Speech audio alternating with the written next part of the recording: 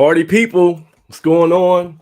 This is Samaj Marsh. I'm the founder of BlueDeathValley.com, and I want to welcome you back to another special edition of Inside the Valley. Well, we got a lot of stuff going on today and this weekend. First, let me introduce my cohorts here, my co-host here. Excuse me, two guys who are considered A&T royalty. First, long-time A&T insider and a beat writer on BlueDeathValley.com for over 2 decades. My right-hand man, the brains of the operation, Mr. Craig Turner. What's up, Craig? Hey, what's up, guys? CT. Yeah, Aggie Pride. We back for another week. This is gonna be a wild week this week. Yes, it is. And of course, former A&T wide receiver and the Greensboro native. And he owns a couple of records. He keeps telling us we still got to go in the record book and prove that and verify that. It's in there. But Mr. Dougie Fresh Brown, what's going on, Doug? What's up, guys? Hey, glad to be back, man. Yeah. And you proud. Guys, so we don't have a storm in the area this week, and everybody has pretty good internet signal so far. So we're gonna lean on Craig heavy tonight, get a lot of his insights, since he had some technical difficulties last week. But gentlemen, when I tell you I'm about to pass out, it's been a long day.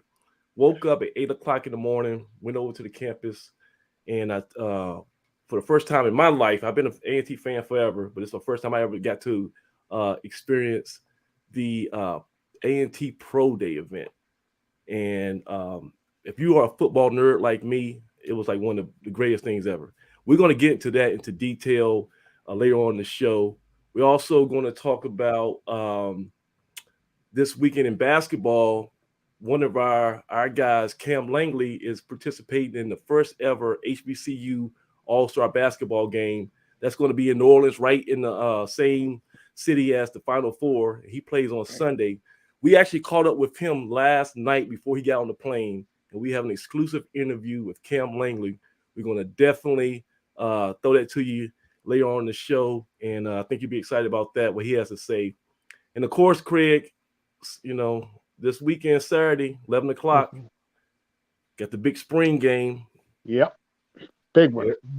This is the Road to Redemption tour. Begins Saturday. And there's a lot of implications, a lot of position battles, a lot of we're going to find out a lot about our coaching staff, maybe see some new scheme designs on Saturday. So everybody, make sure you come out to the stadium on at 11 o'clock. And it's supposed to be great weather. You say, Craig, it's what, 60-something degrees they're calling for? Yeah, mid to upper 60s and sun. So no excuse. No excuse not to show up. Definitely. Oh, by the way, so this is, we've been having so many different branding ideas. So originally we were Inside the Valley, right? And then we started to go live, and we called that Blue Death After Dark. But I wanted to go, you know what? I kept missing our theme music. So I wanted to go back this week to the original Inside the Valley format. So let me bring back, before we even get started with the show, let me bring back the old school Inside the Valley intro. See if this works.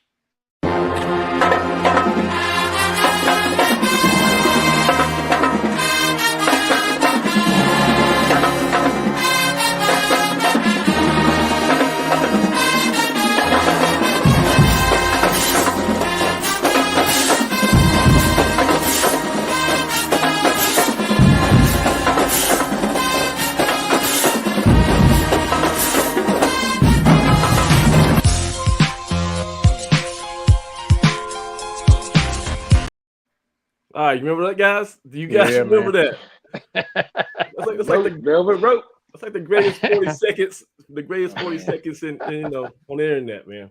But yeah, so we're excited to be back, guys. We got a lot going on for you this week. But first of all, before we get to any of the recaps and the reports, we want to bring in a special guest.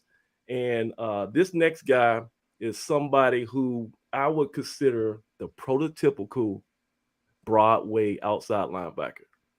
When you think of linebackers on the Broadway, close your eyes, and this guy is going to pop up in there. Not the biggest guy, maybe 5'11", 190, but when you say the term sideline to sideline, he fits the bill. Beyond further ado, let me bring in Mr. Jeremy Taylor. Jeremy, what's going on, man? What's going on, man? How you doing? All right. What up, man? What up, Jeremy? What's up? Now listen. I gotta tell you, man. Every time we have guests, I try to do a little bit of research, and I go through, see their little videos, and man, I'm telling you, you got me so hyped because I say I'm a football nerd, so I love just form tackling. I love when people just have great fundamentals, when they break down, when they use leverage. You did all that. So before we get started, let me show the people what I'm talking about. This is maybe, I would say, your most memorable game. It's funny because last week we talked to Denzel Keys. Oh yeah, my high school teammate. Oh, y'all played high school ball together. Yeah, we both from Kinston. Yeah, Kinston Duh, boys, man. you supposed to let me know that. I would have. I did not know that. I knew y'all both from Kinston. They carry the Kingston mantle well, man. The Kingston mantle well. You know, that's the boys hold it down for sure. That's awesome. Okay, so now it makes sense. But and both of you guys had like a coming out party for that Kent State game. Oh yeah. So let me show the folks what I'm talking about real quick. As we approach the 3-minute mark, scoreless here in the opening quarter. Mitchell. And he is taken down. What a terrific defensive play as knifing Mitchell down for that big loss for North Carolina A&T. As we called him before, very active linebacker, Jeremy Taylor. Excellent effort and play on the part of Jeremy Taylor. And what you like about Jeremy Taylor's game is that he's relentless. He sticks with it, makes the read, understands that Mitchell's going to keep going, and goes in there and makes a play. To get the easier throw and get him in a rhythm. Exactly. That's a reverse, and swinging around that corner quickly is Cavius Price. How impressed are we, though, with the pursuit of this North Carolina D? I'm extremely impressed. Sideline to sideline, he's blitzing here. Mitchell in trouble, and Taylor got him. We just mentioned Jeremy Taylor. He came on that strong side blitz. He's made 2 terrific plays. So there you go. So Man, that's crazy, man. So you actually lived that. So what is it like to sit back and watch that now? Actually, sitting back watching, I can tell that I gave my all on the line for that game. The game was already delayed, and then already going into 2 overtimes later on, or 4 overtimes later on. I just knew I had to give them all, and we was facing our first FBS school, so I knew we had to come ready to play, and I was looked at as one of the leaders on the defense, so I had to come step up. And like I said, when my name was called, I had to play the play. And I'm going to talk about you were fearless because obviously first FBS win in school history. Yeah. Be on the road. You say you had the lightning delay, was sitting on. You kind of got put on the shelf for a couple hours. Mm-hmm. But just that this relentless mentality. Where do you think that came from? Was that something you always had? I felt like it was something I had deep down, but it's something that kind of got brought out. I'll probably say my junior year after I played, probably kind of just came out of me, and then I led those last two years, leading the defense, and was able to just show my talent. And what was the stat line from that game, Doug? You got it in front of you? What was it? 15 tackles? I got it. 15 tackles. Check this out. It sounds like I just making this up. 4 pass breakups. He had 2 sacks, and I believe you forced like 2 turnovers. Yeah. And you were the FCS defensive player of the week. Yeah. So that was your coming out party. That puts you on the map. Yep. And the crazy thing about it is when you came to A&T, you were a walk-on. Mm-hmm. I came on an engineering degree. But you came for an engineering degree. How long did it take the coaching staff to realize, hold on a second, this ain't no walk-on material. We got to give him a scholarly quick. How long did that take? It took my junior year, spring of my junior year. So you were 2 years as a walk-on. 2 years as a walk-on, and then my junior year I got my scholarship and balled up my senior year as I deserved. What was that like when they told you got a scholarship? Did they have talk about bells ringing in the clouds. That was a blessing, man. That was one thing I was really balling hard to see because that was my decision on whether I was going to A&T or not. I did come on a visit, but I was, given a preferred walk-on position. So I was still debating, okay, do I want to go through with it or not? I mean, I came just for engineering anyway, so why not give it a shot? Balled out hard on practice squad from the first 2 years, and then finally got my shot at the MEAC SWAT game. Matter of fact, down in Disney, Orlando. That's my breakout too, and that's when Coach kind of was throwing me in the game more, and then I finished out that season well, and then was able to start the next season. And see, Doug, look, when I say the prototypical Broadway linebacker, right? So 5'11", what you run, like a 4.4, 4.5? 4.4, 4.5, yep. Okay. 4.52 at the pro day. At the pro day. We're gonna talk about pro day too. So hold on. And just the ability to go sideline to sideline. And people throw that phrase out there, but like I said, I show you on the film, just that burst. Listen, you don't even have to look at the film. I grew up listening to the radio, listening to Spencer, Triple Threat, Gwen, and Billy Cubs and those guys call the game. And so a lot of times, if I didn't know who a guy was, you had to go off their call.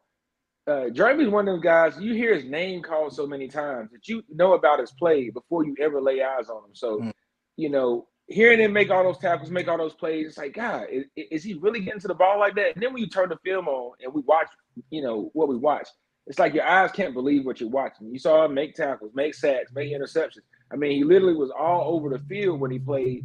And to be a part of that group that kind of took us to the next level, got us over the hump. Jeremy, you guys weren't the first team to play an FCS team. That would be my 05 team to end up playing Wake Forest. But we just didn't perform like you guys performed. For you guys to get over the hump and go up there and dominate Kent State, man. And a lot of it started with what you did on your side of the football. We know what the offense did, but, I mean, you really led those guys, man, and you led by example. And these guys have heard me talk about guys who've pledged while they were in the football program, and how I always say those guys come back a different guy. They come back a different leader. And you pick up some qualities that you don't pick up inside the lines. And I think when you marry those two together, it's like what you said. I've seen guys find another level, right? And I saw you find that level, take the defense to that level. Your consistency, for one, was just something that was, I mean, game after game, you were there. You were always in place. I never really seen to make any bad plays. Always seemed to be in the right place. And of course, that just happened with that athletic ability.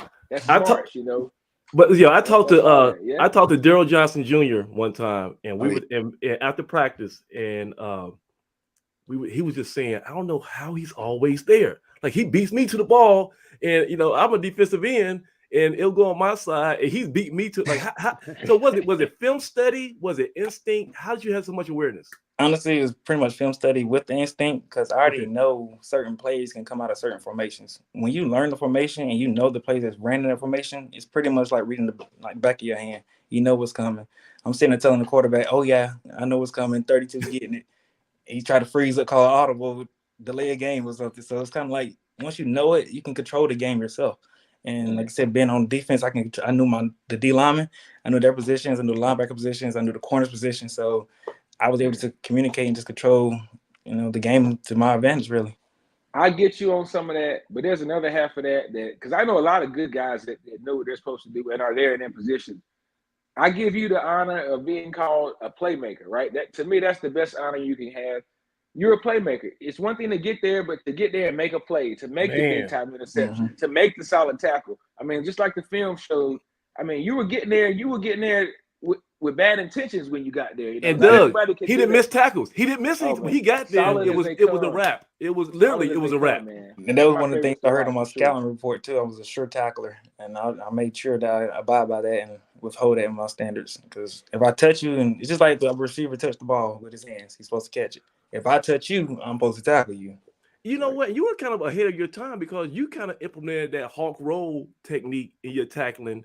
Because I know the Seahawks I'm a coach, so when I say coach, I'm talking about little league. But when but I used to show my kids film on when you wrap up, you got to keep drive for 5, keep your legs moving, and you got to get that little alligator twist. And you did that all the time. That you never once you clamped on and rolled on it, that was it. Yeah, it's over for you. Once I lock in, it's over. And so I got a nice size hands too, so I know how to get there. Don't sleep on the height and weight. He's big up top, got a pretty good upper body, was solid up top, man. You're right. You got your hands up, guys. And we're going down. So yeah. And Craig, that's what surprised me is that like Doug was saying, he could cover the running back out the backfield, cover wide receivers. Right. But if there was a guard pulling, he wasn't running the other way. You were taking on guys 3 times your size and still getting past them and making that tackle. Like Craig, tell me, when you look at his career, what stands out? How would you kind of like just characterize his career? He was a nightmare for an offensive line. You couldn't block him. He came on so quick.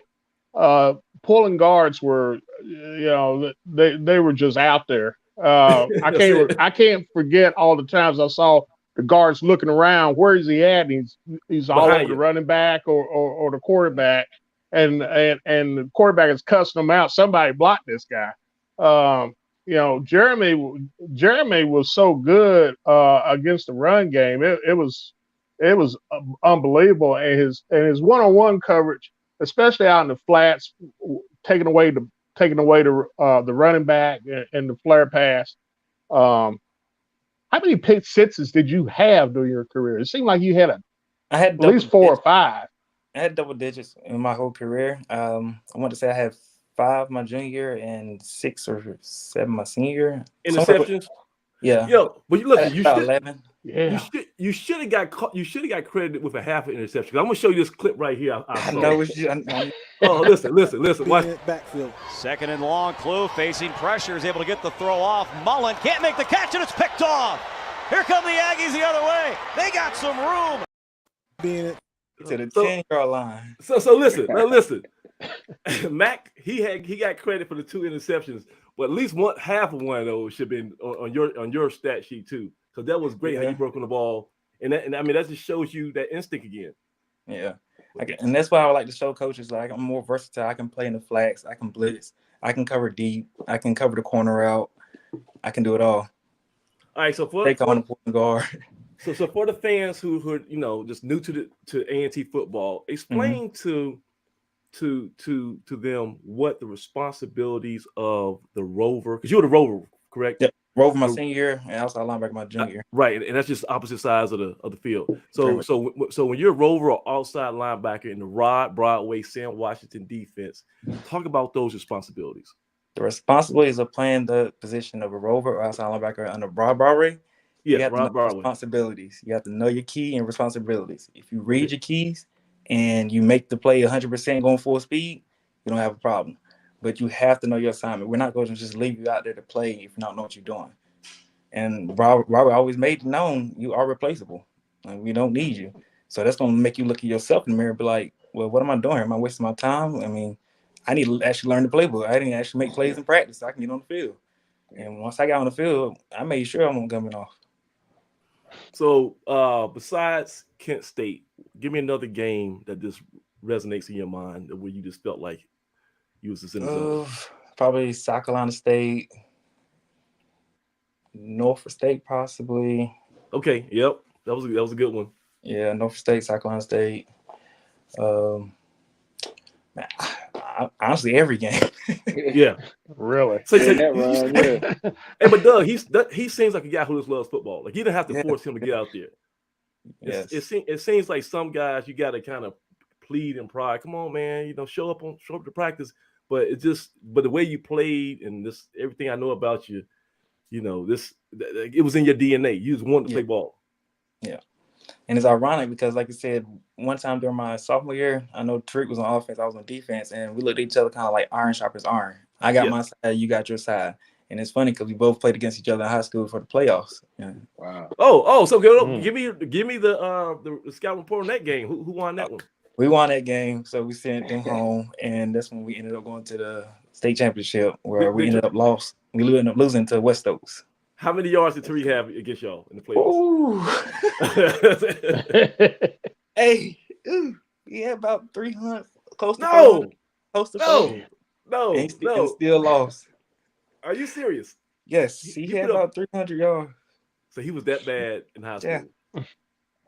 It was going back and forth. It was a nice long game. And then when we got to college, it was like, oh wow, you here too? And you played offense in high school too, right? Oh yeah, I'm gonna play slot. You play slot receiver, okay? And you play basketball too. Yep.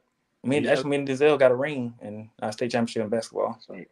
I did not know y'all were teammates the whole way through high school. I should have. We got to bring y'all both.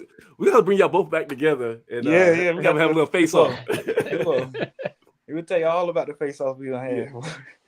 But another thing that happened, this happened this week. Well, actually today was A&T had this pro day, and you've experienced a pro day yourself, your senior year.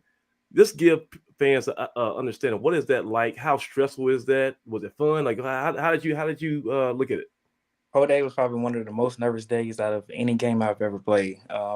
You got your NFL teams, your favorite team there, your favorite coach there, looking at you, trying to make sure, okay, is this guy the guy we want, or is he going to, flop or fail, or So once you get out there, it's butterflies all over. You see almost all 32 teams there, and you just got to know what you've been training and stick to it. Everything is a technique based, so stick to the technique and don't try to overdo it, and just relax.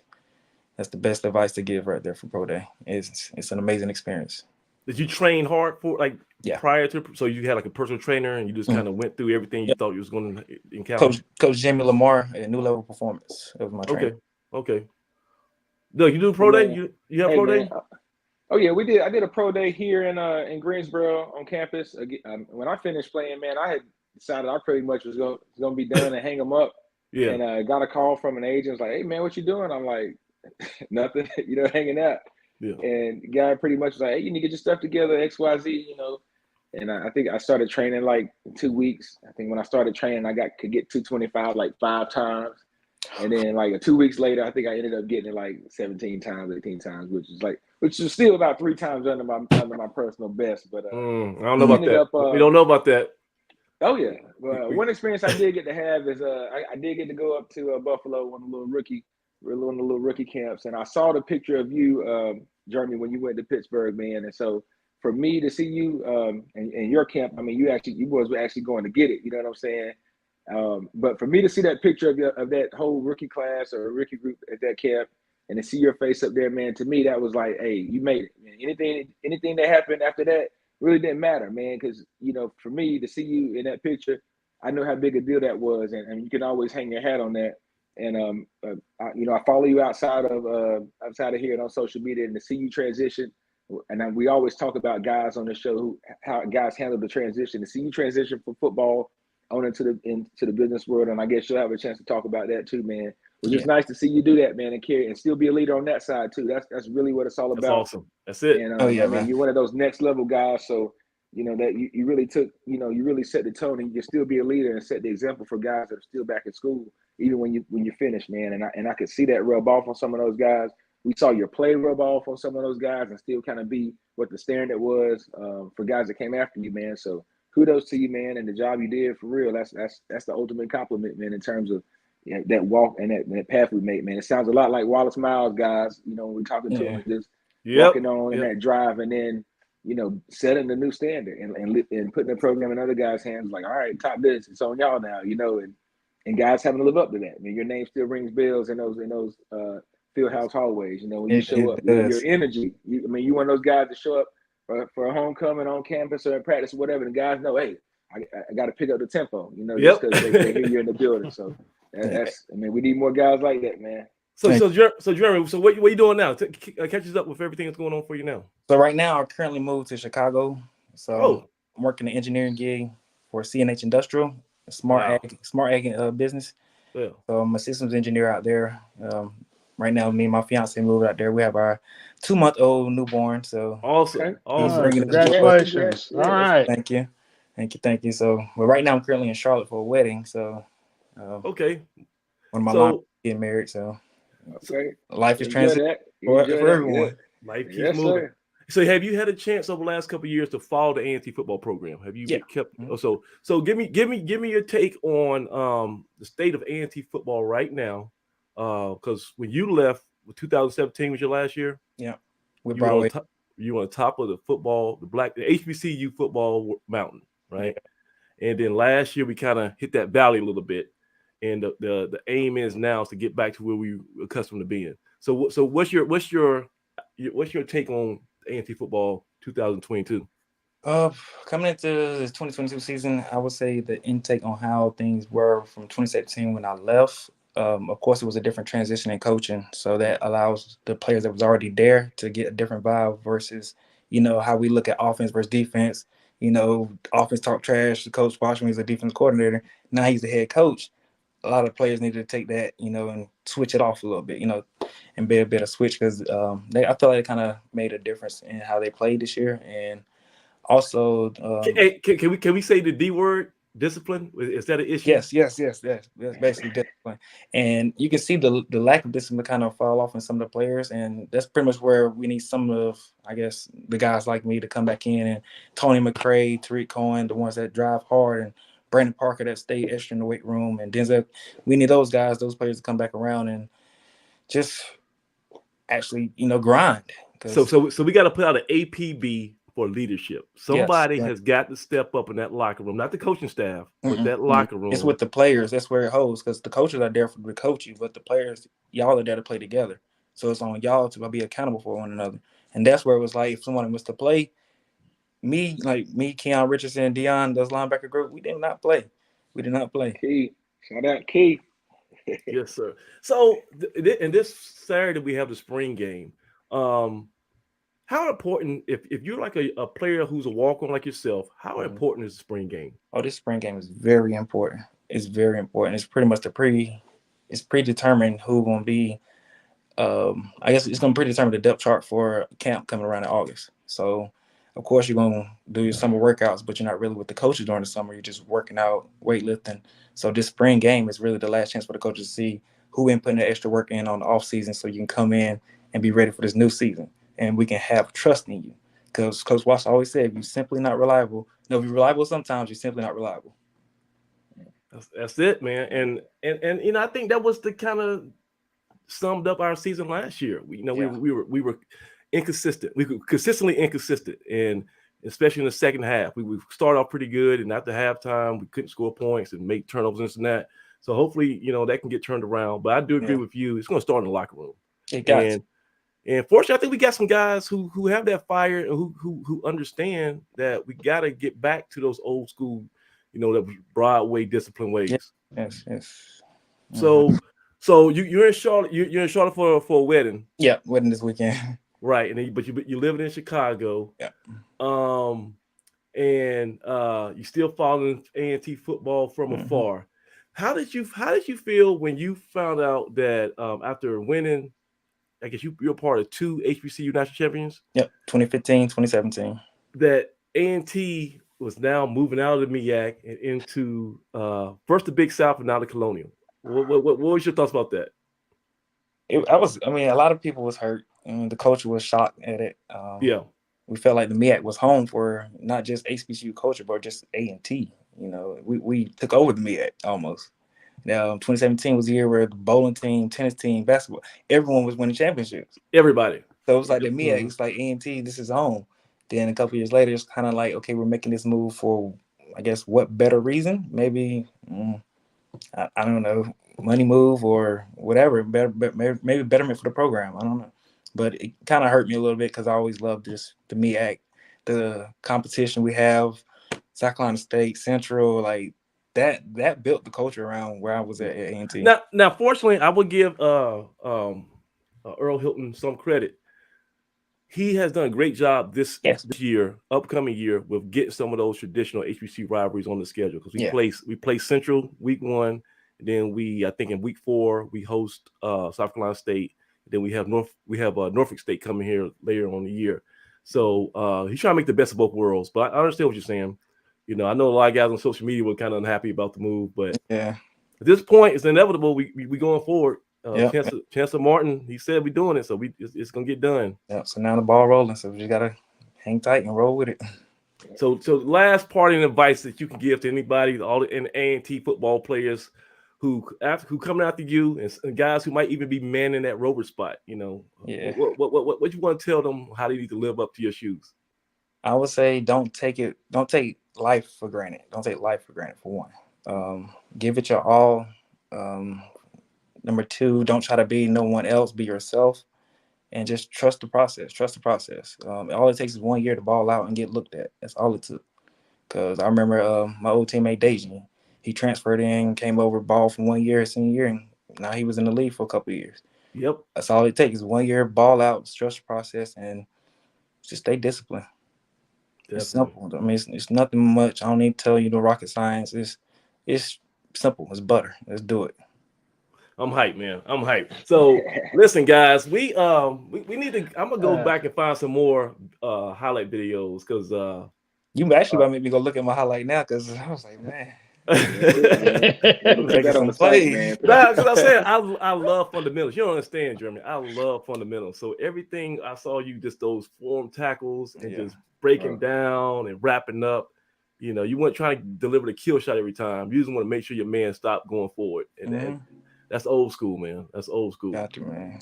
Yeah. So Craig, anything else, man?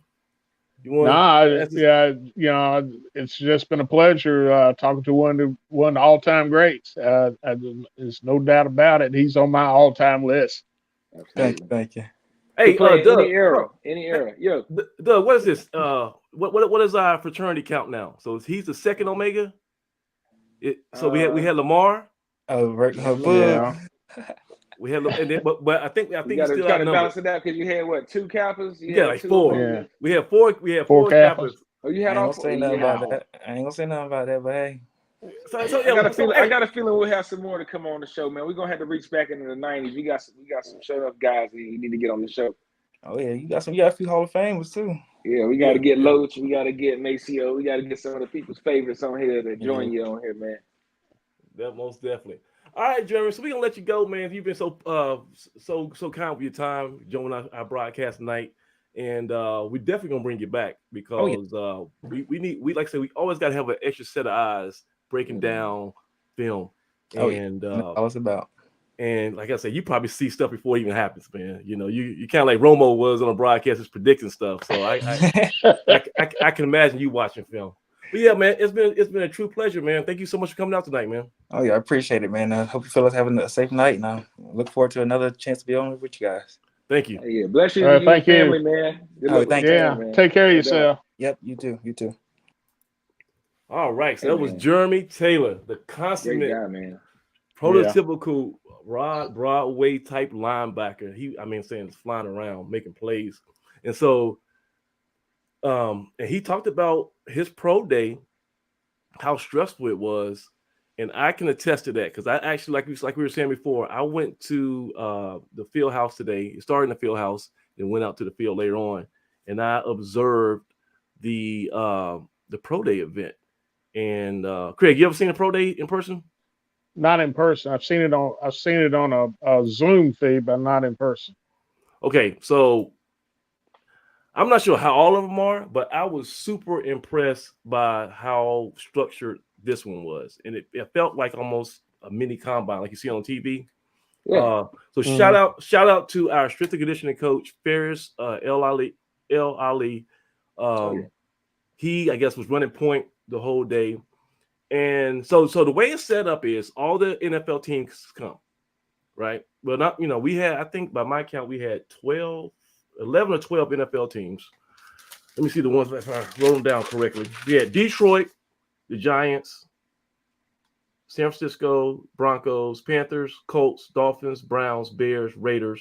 So that's not 12. But we also had a rep. I saw a jersey shirt from British Columbia from CFL. And I saw Buffalo? I didn't see Buffalo. I didn't. You know what?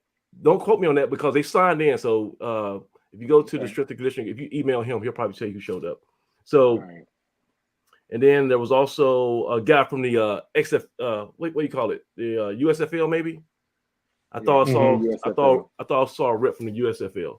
So they were well represented. And as soon as you get there, it started at 8:00. So as soon as you get there, it's the underwear Olympics, right? They tell everybody get into your strip down to your workout shorts and everything, and they measure you, they weigh you, and they measure your hands. And that's like, that's weird, you hear about that for like quarterbacks, but they measure everybody's hand size. None of the numbers really jumped out at me as being like crazy. But I wrote down all the numbers. So if anybody wants to know this, I guess ask me throughout the show. Jermaine was 215 pounds. Jermaine Martin. So I know everybody was kind of curious of what type of shape he was going to be in, because at times, be honest, he's been a little heavy at times. So he looked good. He was 215 pounds. And I guess he measured about 5'9". So he's right at 5'9". All right. Yeah. Ron Hunt, he was like 6'1", and Stephen Davis is 6'2". So those are some numbers. Corey Banks is 5'10", and he was 5'10", 190. So they got measured, and then the first thing they did was they came in the bench press. And actually, let me show you. I'll run through. Let me see if this works. Let me run through. What's his name? This him? Trying to think the right one. This is Baker. This is his pro day. Come on. Yes, sir. Yes, sir.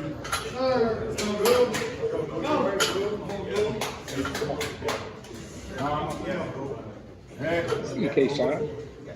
Let's Good work. push.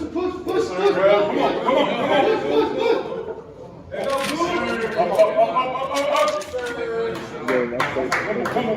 Big breath. So he ended up getting 13 on the bench, right? That's good work. And then next after that, they did the vertical jump.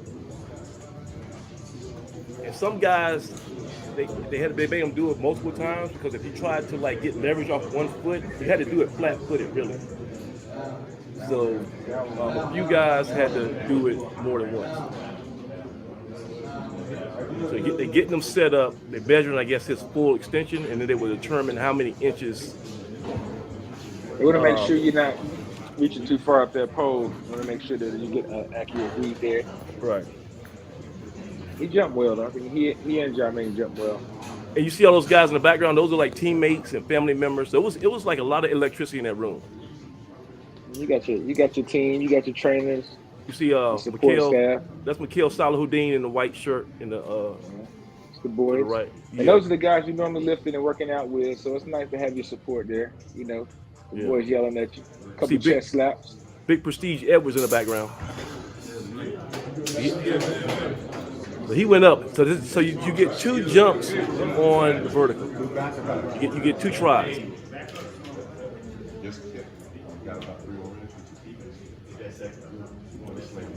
So this is going to be a second one, and then they take the highest. They take the highest one on your second one.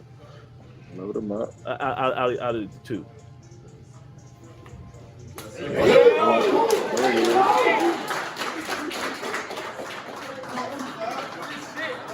Easy money, dude. 38.5. So hey, that's impressive. That's pretty good. That's really good. That's really good. Yeah, for a guy who's good. only 5'6". Yeah, that's really good. 38.5. Yeah. Oh, give it to them. So if you slip back, they make you do it again. They don't count that. Yeah, I don't know. That was. Hey guys, try not to look at the field. Please just keep your eyes off the field conditions. We don't want to start another 15-page thread on Blue Death Valley. It's already at 100. So. Oh, okay.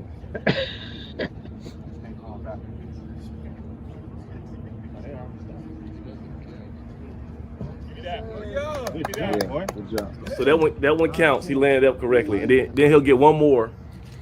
But this is going to be his 40. And you get 2 attempts at the 40.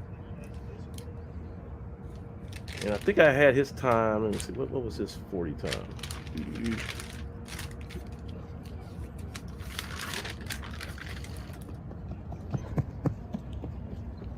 He's smoking, It's man. cold out there, man. I see guys' breath. Yeah. Oh, breath out there. it was It's 45 cold, degrees man. this morning. 45 degrees. Oh man, I would love to be able to run and compete in a nice elements, nice controlled elements there.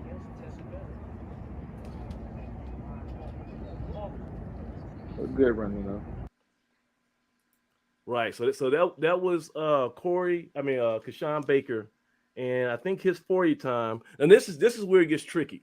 All right, so Craig, it's not like the U.S. It's not like the Olympics, right? Where you just got this big clock at the end Right. of the line. Every scout has his own little stopwatch, Right. and so the guy from New England could have this time, and the guy for Cowboys could have another time. But what I found out, I was like, so how do y'all come to a consensus? He was like, well, there's one team that is selected to be in charge of each pro day. So for this pro day, the New York Giants kind of was running, they were in command. And so what happens is at the end of the pro day, they will all the scouts to show what their stuff was, and then the New York Giants scouts, kind of like the white hat official for football, and he'll say, well, this is the time we're gonna go with. So make a long story short, I did not stay long enough for them to get everything on the same page, but I did talk to one scout, and he told me his time for Baker was a 4.69. So that seemed, I thought he probably a little faster than that, but he wrote down 4.69. So they might have changed that, and I think they give all the times to the strength and conditioning coach at the end of practice, at the end of the pro day. So once again, you guys might want to email Mr. Ferris El Ali, find out what the official stats were. But I'll just go by what the one scout had. He had Banks at 4.75. He had Ron Hunt at 4.56. He had Stephen Davis Jr. at 4.62, and he had Jermaine Martin at 4.65.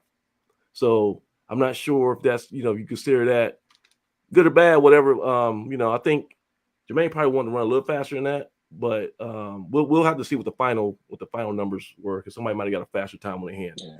And that was kind of surprising to me. Like, they didn't have a more this official, especially with us being a track program. You really want to run on a digital. I mean, like you said, it's ran by the team. Yeah. I don't know whose equipment, whose setup that is. I've seen our guys run on the laser before. I mean, it should be something that we're doing. It should be standard that we're running those on the laser. So I didn't see the laser in the video. I didn't get a chance to get out there, but I'm sure the equipment is out there. And I'd be interested to see what Jermaine runs, if he runs down or if he runs with House of Athlete down there in South Florida on a different surface and some heat. I think all those factors, they make a difference, man, especially if that's what you've been training in. Adrenaline definitely is a plus, when you get that adrenaline kick in. But, I'd love to see us have a facility or a space where we could run in some controlled conditions on a really nice surface, a fast surface, to give our guys the best advantage to post some good numbers. Yeah. But like I said, shout out to the A&T staff, everybody that was really well organized. Hey, at least we have a pro day, man. I'm telling you, my senior year, we coach had been relieved of his duties, and we didn't have a coach in place. I remember times when we did not have a coach in place here at A&T, a head coach, two occasions. We didn't have a coach in place in 2005, and a bunch of our guys jumped in the car to drive down to Duke, who was having their pro day, and pretty much demand that we get a chance to run and have a chance to compete. I mean, we showed up like a gang of guys. Like, look, we've been working hard, we've been running. You're gonna give us a chance. Like, that was a wild pro day. And then another time, the year Coach Fobbs came, man, Deke Adams had to kind of pull it together, but we had a host of guys who were looking to compete in a pro day, man, and we didn't have anybody in place, and it just was kind of, just makeshift. And it's bad for guys, man. It hurts when guys don't get that opportunity, like, 'cause it's a once in a lifetime shot for some guys. And I'm glad to see that we're to a point now where we have a nice system in place, or a nice setup, and we got shirts, and we look real official out there. So kudos to the staff for getting us. We come a mighty long way, man. I've seen guys. I remember when Jamal Jones ran his 40 underneath the stadium in the rain on the rubber track mats that we pushed under there. You're talking about picking them up, putting them down. Like, he's skipping over gaps on the mat, as he's running, still put a big 40 time down. I remember Charles Gunpowder Parham running with shades on and some bright neon shorts, just to kind of lighten the mood. A guy who really wasn't looking to play football on the next level, I guess, at the time. But, just that little sense of adding humor to it helped guys relax and kind of loosen up. So, good times and good stories from those times, man. Let me ask you a question. Why can't they run on the track, though? Is that just illegal or something for the NFL? Well, I mean, I've seen guys run on the track before and post some good times. I think that it just may have to do with that particular team or that scout that's running the show. They do all Okay. the drills on the field. Maybe they want to make it a even playing field for guys. They want guys to change shoes and have a chance to run, which, I mean, guys do it all the time. They change shoes and run at 40. So it could be coach's choice. It could be, just a preference, or just how they set things up. I know you're not allowed to run with spikes, so I guess if Okay. it's a slippery day, if you slip coming out in tennis shoes on the track, if you don't have a good start, you can't really put that on the surface. And so I know at least on the field you can run with cleats on. So I guess that's where you play football at. So I guess they expect you to go out there and perform. So I mean, I'm always looking for the slightest advantage, especially on a day like that when some folks got some money on the line. I know. I mean, this is life and death. Oh, so let me go ahead and show one more. Let me show one more clip of Jermaine Martin, because a lot of people are asking about him, how he looked. So let me give you a quick synopsis of his day today at A&T. You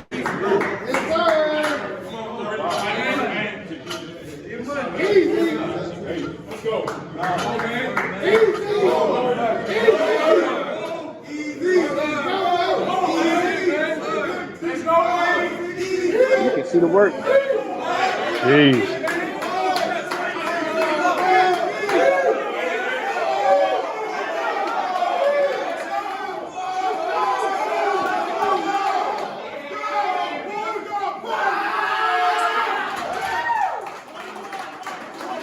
21. That's excellent, man. That's And excellent.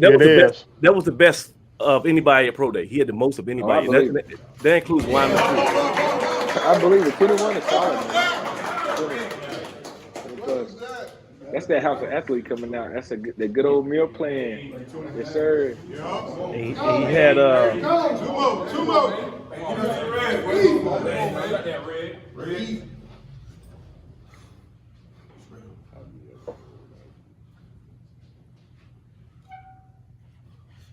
Two more. he actually got one little bar on that. So he finished with 33. Good, man. That's His is 40. He said burst. I think that burst is still there. That's a good sign. You know. Look at his get off. Look at his get off.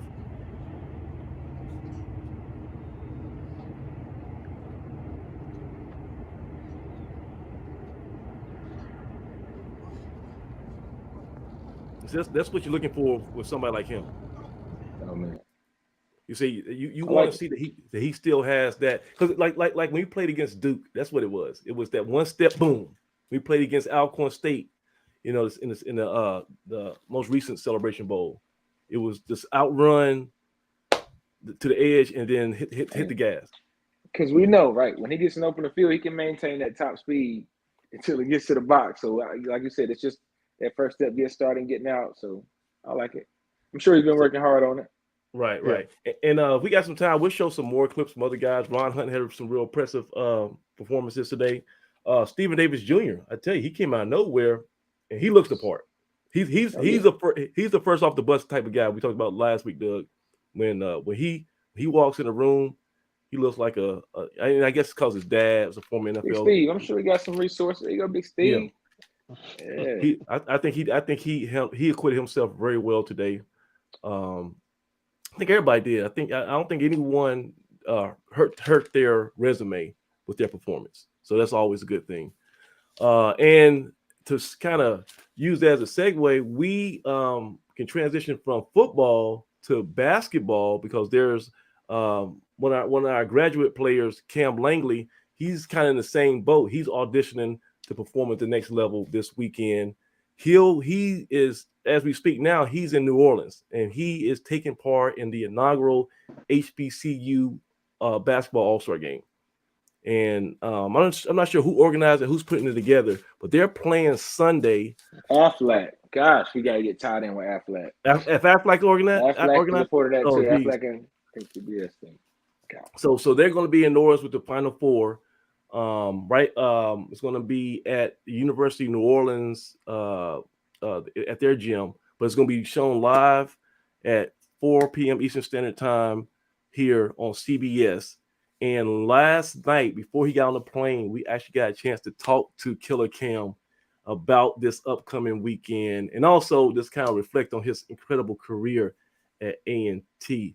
So let me transition now and switch. Transition your work, Doug, and switch over to our interview with Killer Kam from last night. I think you guys are going to enjoy this. Hold on. So, Kam, what's going on, man? Thanks for joining us tonight, man. What's up? Thank y'all for having me. Hey, the pleasure's all ours, guys. So you are about to head off to New Orleans, Louisiana, to take part in the inaugural HBCU All-Star Game. What is that all about, and what do you hope to accomplish this weekend? First of all, I'm very blessed and honored just to be a part of that, just be nominated to be one of the top 24 players in HBCU D1, D2, and just going down there, just trying to show who I am as a basketball player, show off my talents, and just show everybody why I'm one of the top point guards in the country. Yes, sir. And so you'll be down there. I think the game is this Sunday, but you'll be down there in the mix of the whole Final Four, and that's got to be crazy. The whole city is going to be electric. Yeah, it's going to be cool. I think they got us going to both of those Final Four games, so it should be fun and exciting. Right. So what's your prediction? Give us real quick. Who you think's gonna take the whole chip this year? I got either Villanova or Duke. So you got Duke over Carolina on Saturday. Yeah, definitely. Why? Well, what's your scout report to think? Well, why you think Duke is gonna knock off Carolina?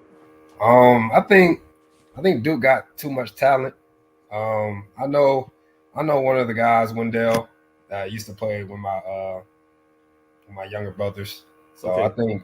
I think if Wendell has a good game, I think it's over for Carolina. Okay. Well, my son, he's actually a Duke fan. I don't know how it happened, but he'll be excited to hear that news. But he's also that's my oldest son. My youngest son is a super Kam Langley fan. He's gonna be heartbroken next year when you're not back out there because all he knows is number 13 for A&T running the point. This is his whole basketball life. We've had season tickets and we've gone there. Well, if you could kind of just put your whole career in a nutshell, what do you want to be remembered most for after playing A&T basketball? Just a player that loves to win, just loves sharing the ball. Just I think I made my mark as the top assist man ever at A&T. So I just want to be recognized as just being the best point guard who ever came from A&T. Really. You agree with that, Doug? Is he the best point guard that you can remember? Hey, he's one of the best ones I've seen with my own two eyes for sure. And Kam, from one record holder to another, man, what you were able to accomplish. And anytime you can leave with your name on top in the record books is something that you did in the great illustrious history of our university as a guy who lead us in assists, man. That's tremendous, man. It's been a lot of good ball handlers, little point guards who's come through A&T, man, and you definitely rank up there, one of the top. Definitely one of my favorites, man. You might not have known this, but we share the same basketball lineage and competitive spirit. Your high school coach was also my AAU coach, Coach Guy Shaver. So he coached me growing up, man. So for you to make that track that you made and the success you guys had in high school, seeing you win a championship was like seeing my guys and my generation win a championship. So I've been rooting for you for a long time. But yeah, I can see some similarities. Love to see you run the show, man, and we're gonna miss you. I do have a question, man. Every former athlete says, man, if I could have a few more years, if I could just go back and play one more time, man, the things that I would know or do better or do different. Tell us, what was it like to actually experience and have that chance to go back and play what some would consider extra years and have extra time at A&T? Do you feel like that time, those extra years, you had an advantage, having played 4 years and having some extra time on the end to kind of learn? Did you feel like you were a little more savvy out there on the court? And tell me how that impacted your game. I think it impacted my game a lot. Just trying to improve in all facets of my game, as far as shooting, playmaking, as stuff like that. But my body wasn't as wanted to be. I've been a little banged up, so the ending of this season was not as I expected, but you know, things happen. I don't regret anything I've done these past 5 years. A&T has been a blast. So yeah, and like you alluded to, the end of the season was really heartbreaking. We got to overtime against the number 1 seed, and we had them on the ropes. And unfortunately, so you missed a couple free throws at the end that could have put us ahead. I know that probably killed you as being a competitor, but I want to know, how did you rebound from that? Because I know you have a great support system, but what was the process of you putting that behind you and just saying, you know, I'm not going to let that define my career? How did you bounce back from that? really just my teammates, the coaching staff just telling me that I had a hell of a career, and you know, after the game, my family consoling me. My parents were there. My mom and dad were there, so they were just consoling me. And some people from A&T, the A&T alums, just came up to me to just congratulate me on the career I had. So, I mean, those few days after, I still was feeling a little down, but you know, that's normal though. That's normal. Yeah, Mhm. but as far as getting over it, I mean, sometimes I still watch that game. Oh, really? Yeah, I'll watch it. Just like, dang, we were right there. But you know, just my family, my teammates, my coaches, and everybody who supported me throughout the years, just contacting me, former coaches contacting me, former teammates contacting me, just saying, keep my head up. You're one of the best players that I've ever played against. So you know, I'm just really blessed to have that support system with me. And Craig, you like me, you're a season ticket holder, so you've seen Right. him a lot in action. What is your most memorable Kam Langley moment that you can remember as a fan watching him? Shoot, there's so many. Uh, I think the one that stood out was the game against NCCU back in 19, where we just blew them off the floor. Oh, That yeah. was the most complete game I've seen an A&T basketball team ever put together. It was showtime. It was Yeah. showtime, What was that? and Was that Ron Jackson? Was he on that team? yeah, Mm-hmm. Ron yeah. Jackson. Okay. That was a masterful job that Cam you put on, uh, just feeding the ball, just finding every open spot against Central. They were bewildered. They were out there just like looking and hollering and screaming at each other at the Sure. sidelines during timeout. I think that was probably your finest overall performance I've ever seen out of an A&T point guard. Thank you. So what about you, Kim? What was your favorite memory? Blue and Favorite gold. memory. My favorite memory was probably my freshman year, that first game against North Carolina Central, when I think we're down like 17 in the second half. I was gonna say that game because that was in the second half, and that house was packed, and that was one of the most electric games that we've had in some years. Yeah. And I thought, man, this is gonna be one of those days. It's not, not our day. And somehow y'all start piecing together plays, making some steals, and y'all turn it around. Yeah, that was my first taste of that Aggie Eagle Classic. I remember before the game, I was talking to Denzel and Amar Hamilton, and they were just telling me how it's going to be packed, and I was like, nah, it's not going to be like that. Like y'all boys lying to me. But when we went out there for warm-ups, I was in awe. Like I was looking around, like, yeah, it's packed. Like, and then once the game started, and it was showtime, so I had fun that game. That's if I had to do a scout report on you, there's three things that stand out to me. One is that you master the speed of the game. Like you can go fast, you can slow down, and no one seems to be able to get you out of control. Like that, whatever they do, they try to trap you, they try to play press defense, whatever. You always got an answer to it. Mm-hmm. Number two is obviously, your ball handling. You can get anywhere on the court you need to go. And 3 is obviously your assists. And I think one thing that kind of got introduced when you became a part of the program was the alley-oop. Mm-hmm. So tell me about the whole science behind how y'all start throwing the lobs up, because like we said, when you had Ron Jackson and Quay Parkin, you guys, Mm-hmm. I think what did Turkin call it? The Dunkyard Dogs. Yeah. You guys are just throwing stuff like 4 or 5 a game. Just Yeah. talk about that whole process. Yeah, it really started when Ron came. I think my sophomore year. I threw a couple of lobs to him, but my freshman year, we really didn't have nobody that could, get up, like could jump that high or much. We had Femi, but Femi was more of a, give him the ball and let him go to work. But yeah, it really started with Ron. Just get behind the defense.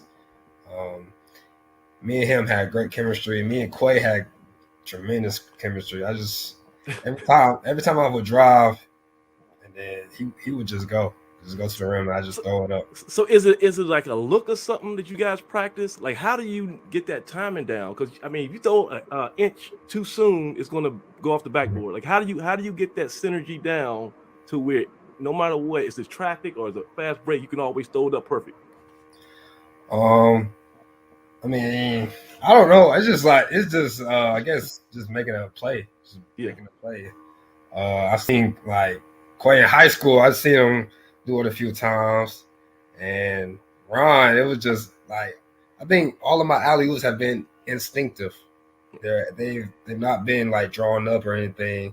Besides, like if Coach Jones wanted to like start off with a lob, that's probably the only time I thought a lob drawn up. But everything else is very instinctive and through the flow of the game. Yeah. And we talked about adversity, losing in a heartbreaking fashion to Longwood this year. But you also had to deal with something crazy the year before where we were the number 1 seed in the MEAC tournament, and you didn't even get a chance to compete for that because of a false positive by somebody who was in like your traveling party. It wasn't even a player. So just tell me what your thought process was when that happened, because that's crazy. Yeah, first I was just like, is this serious? Is this real? Like, wow. Of course, everybody was devastated. I think the person who claimed to got it had tested like 5 times. They all came back positive. Positive? Yeah, they all came back positive. And then when we left and went back to Greensboro, he tested again, and it was negative.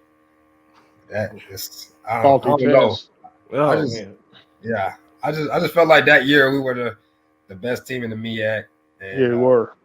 We had a good chance of making a tournament and winning it. So, was that the strongest team you think you had in all your years at A&T? I don't think so. I think my junior year with Ron, Dre Jackson, Devin Haygood, I think if COVID didn't shut us down, we were going to win that year too. Okay, that's right. That's the win y'all got pulled off the court, right? Didn't y'all have like the first half? I think we played our first game against Howard. Yeah. And after that, they shut it down. So yeah. You lived through some history, man. Yeah. So he did. I tell you what, Cam, I don't know if I had a favorite game, but I really enjoyed the series between you and Juice Perkins down the road. No, don't say that name. Don't say that name, man. Juice Perkins of Longwood University, formerly of another university. But man, tell us what it was like to play in that series against a longtime childhood friend, and just what it was like to go back and forth and compete against your boy like that. And by the way, shout out to him because his dad's actually on that fan forum. So he shout out to Perk, man. Yeah, Perk. His dad raised me too, man. So okay. He's one of those guys, man. Yeah, it was fun playing against Juice. Me and him, we go back like 8 and under, like Greensboro Warriors versus North Carolina Gators. That's right. Then we teamed up with Team Felton, and it's just at the end of the day, it's all competitive fun. And then at the end of the game, we just gonna show love to each other, dap each other up after the end of the game. That's how our relationship is. You know, it's kind of a love-hate relationship, but definitely for us, for the fans, it is. Yeah, absolutely. That's awesome, man. And one more thing. So I know also you, probably more so than any current student athlete, you took advantage of the new NIL name, image, and likeness ruling that the NCAA put through last couple of years, and you took advantage of that. And you kind of launched your own clothing line. Mm-hmm. I'm actually a customer. I bought some gear. Let me tell you, I'm an old dude, but I went to the mall with some gear on with a Killer Kam, and I had like young guys come to me. They thought I was like a record label owner. They thought like Killer Kam record something, and they were like trying to give me like the demo and stuff. So it's like super fashionable. Everybody loves this stuff. Tell me about how did you come up with the whole logo, and what was the motivation behind that? For the logo, I contact somebody on Twitter who was actually an Aggie alum. I forgot his name, but he made. I just told him that I want something with my initials and my number, and then he put it together. Of course, I told him about like my nickname, Killer Kam, whatever. Yeah.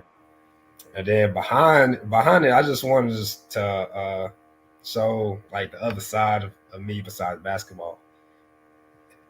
Just trying to express myself, express my creativity, and just show everybody that other side of Kam Langley, not just the basketball side. Yeah. Well, let me share this real quick because I got the let me see, share. Bye. Where is it at?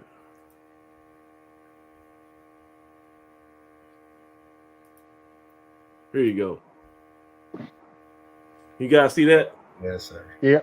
So he got all the different type of gear. He got hoodies, different colors. That's when I bought the white one.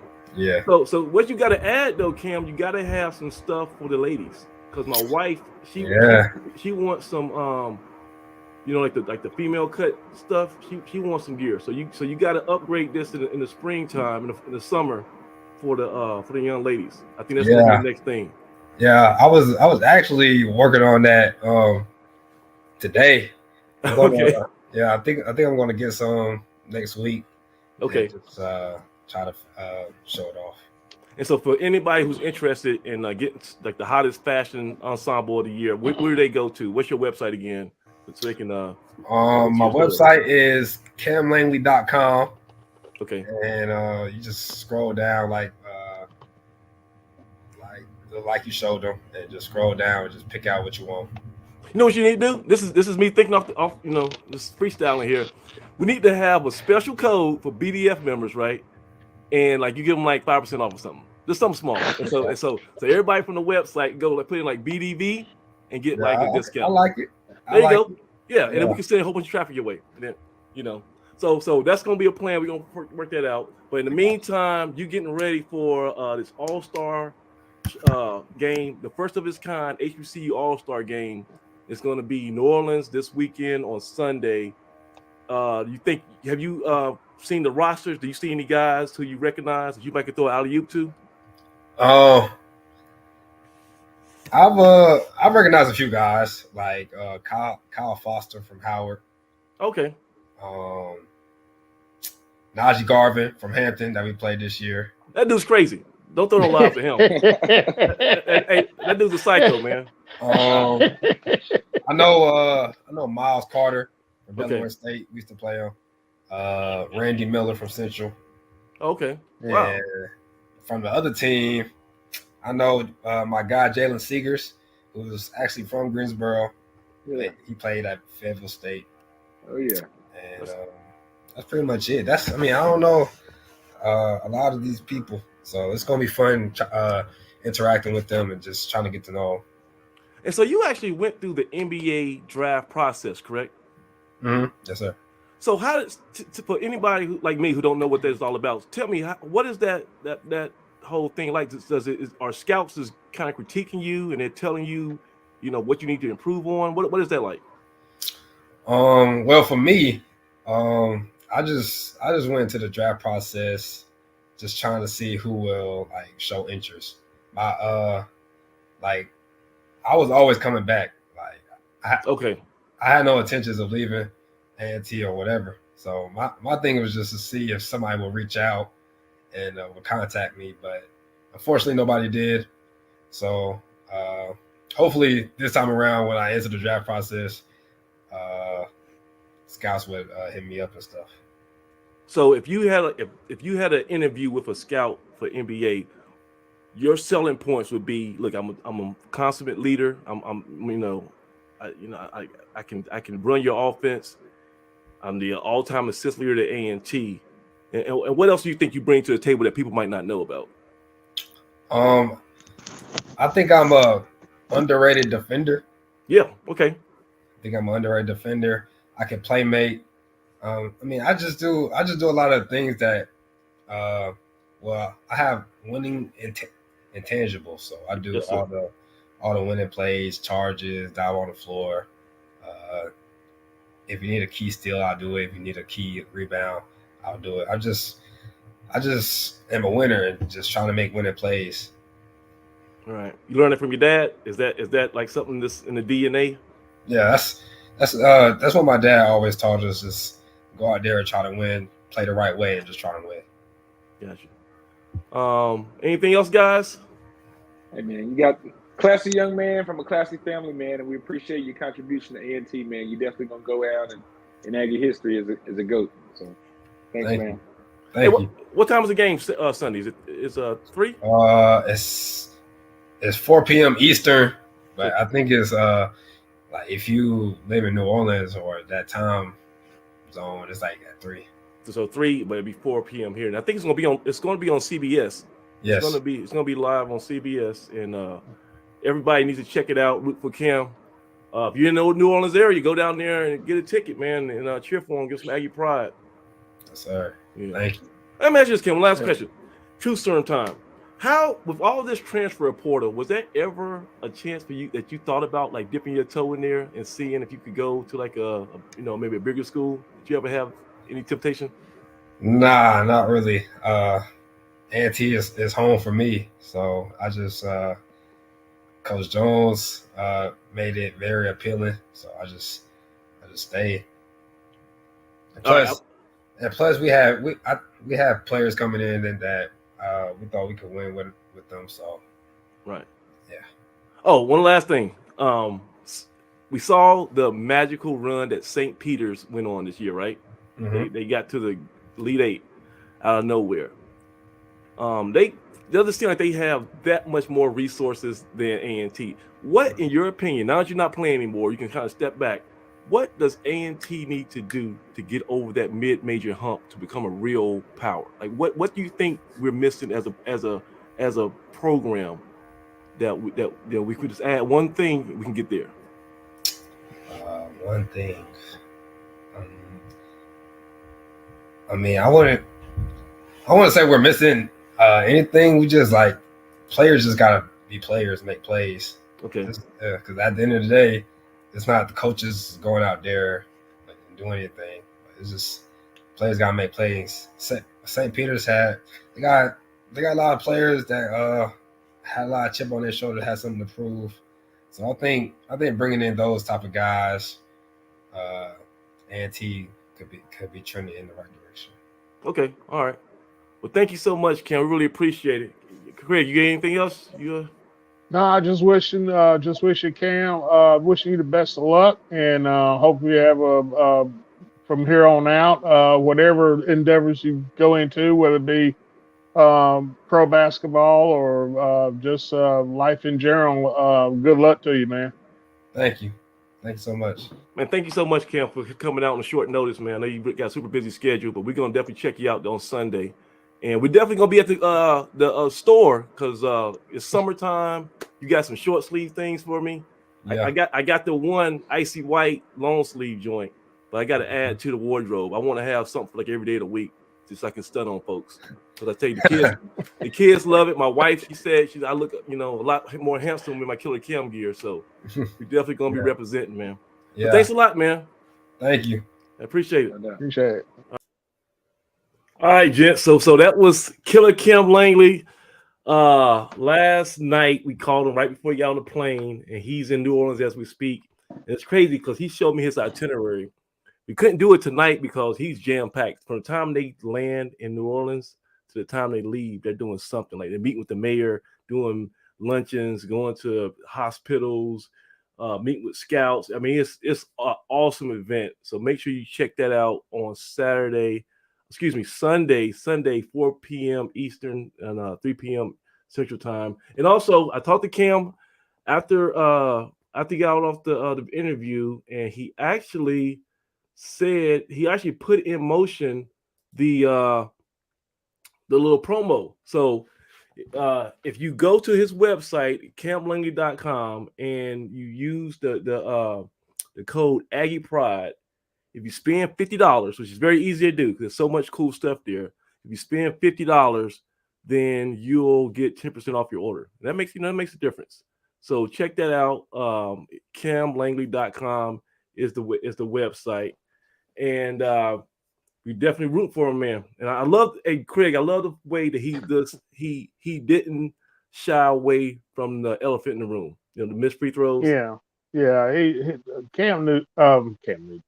Kam Langley is a stand-up individual. Great character kid, comes from a great family. It's in basketball, the ball can take a lot of bounces. And it just wasn't meant to be. But that young man is going to be a success no matter what he does. He's just an epitome of what you would want out of a student athlete. Doing things the right way, working hard every day, making a name for himself. You can't ask for much more. He gave 5 years at A&T, some of the most exciting basketball you'll ever see. Set all kinds of records. So no, I'm not going. I've always been puzzled by why people jumped on that kid for missing those 2 free throws. It just didn't make any sense. Life is about the body of work. It's not about the one or two things. It takes a lifetime to build a reputation, and he's got a great one. A great one. Dougie Fresh, your sound's off. You got to turn your mic off. Hey, I like what he said about he never thought about leaving. How awesome. Yeah, I know. He never thought about leaving. That's in today's world. That's awesome. That's awesome. I love guys that love A&T, that want to be here. That's my thing. I love guys that want to be here. So. Yeah, so go to his Kam Langley store. Use the code Aggie Pride. You spend $50 and you'll get 10% off your order. So check that out. But now we want to go and talk a little bit more about football. And we got a couple guests down there, so you guys hold tight. We're gonna try to bring you guys on in a few minutes. Yeah, but I want to turn it over to Craig. He's not Mr. Freeze tonight. He's I guess he called up North State after that last show. I did. You gave them what for? You read the riot act to them. But you're back in business tonight, and you're going to give us a good a new Craigslist of what to look for this Saturday at the spring game. Spring game is at 11 a.m. at Truist Stadium. And Craig, you have given people kind of a heads up on what's going to take place down there, right? Yeah, it's we're in a weird kind of a situation, limbo wise, because we've got some things going on with the coaching staff, with changing, coaches leaving and whatnot. Yeah. And Coach Washington having to step away this week because of some illness in his family and whatnot. But the things that I think I'm going to be looking for, and there's basically 5 things I'm going to be looking at, and I think fans really need to pay real close attention to. First is going to be offensive and defensive line, and especially on the offensive line, we've got 18 guys coming back in the offensive line. If you notice, in our recruiting class, we didn't bring in any offensive linemen because we were already packed at that position. Young guys. Right. Yeah, they were young guys. A lot of them played as freshmen or redshirt freshmen last year, both as true and redshirt. So they're a year older. They've had a year now, also in off-season workouts with a strength coach. Hey, hold on. That's a good point, because before, when we came out of the pandemic, that's when Coach Walthall had left, and we didn't have a strength coach in the program. And I think that some of the assistant football coaches were trying to do some stuff. It wasn't the same thing. And no, it probably showed. I hate to say it, Doug. It probably showed in the trenches last year where we wasn't as strong as usual. So that's a good point, Craig. Yeah. So now they've had a year now, our season and all the winter, and into the spring and probably into the summer, all the summer, they'll be working with Coach Ali, who came in here from James Madison. You know, James Madison is no slouch up front. No, they got some monsters up front. So if that strength and conditioning program that he's instituted now should make a difference, should make a significant difference in the offensive line. There's about 5 guys on there. You know, Dacre Wilson is obviously going to be the leader of that group. Yeah, he made All Big South last year. So, but I think keep an eye on a couple guys. Jason Ivey, offensive tackle. Pay close attention to Corian Sharp, because I think he's got a chance to play on Sundays in about 2 years, 2 or 3 years. Like that name. He's good.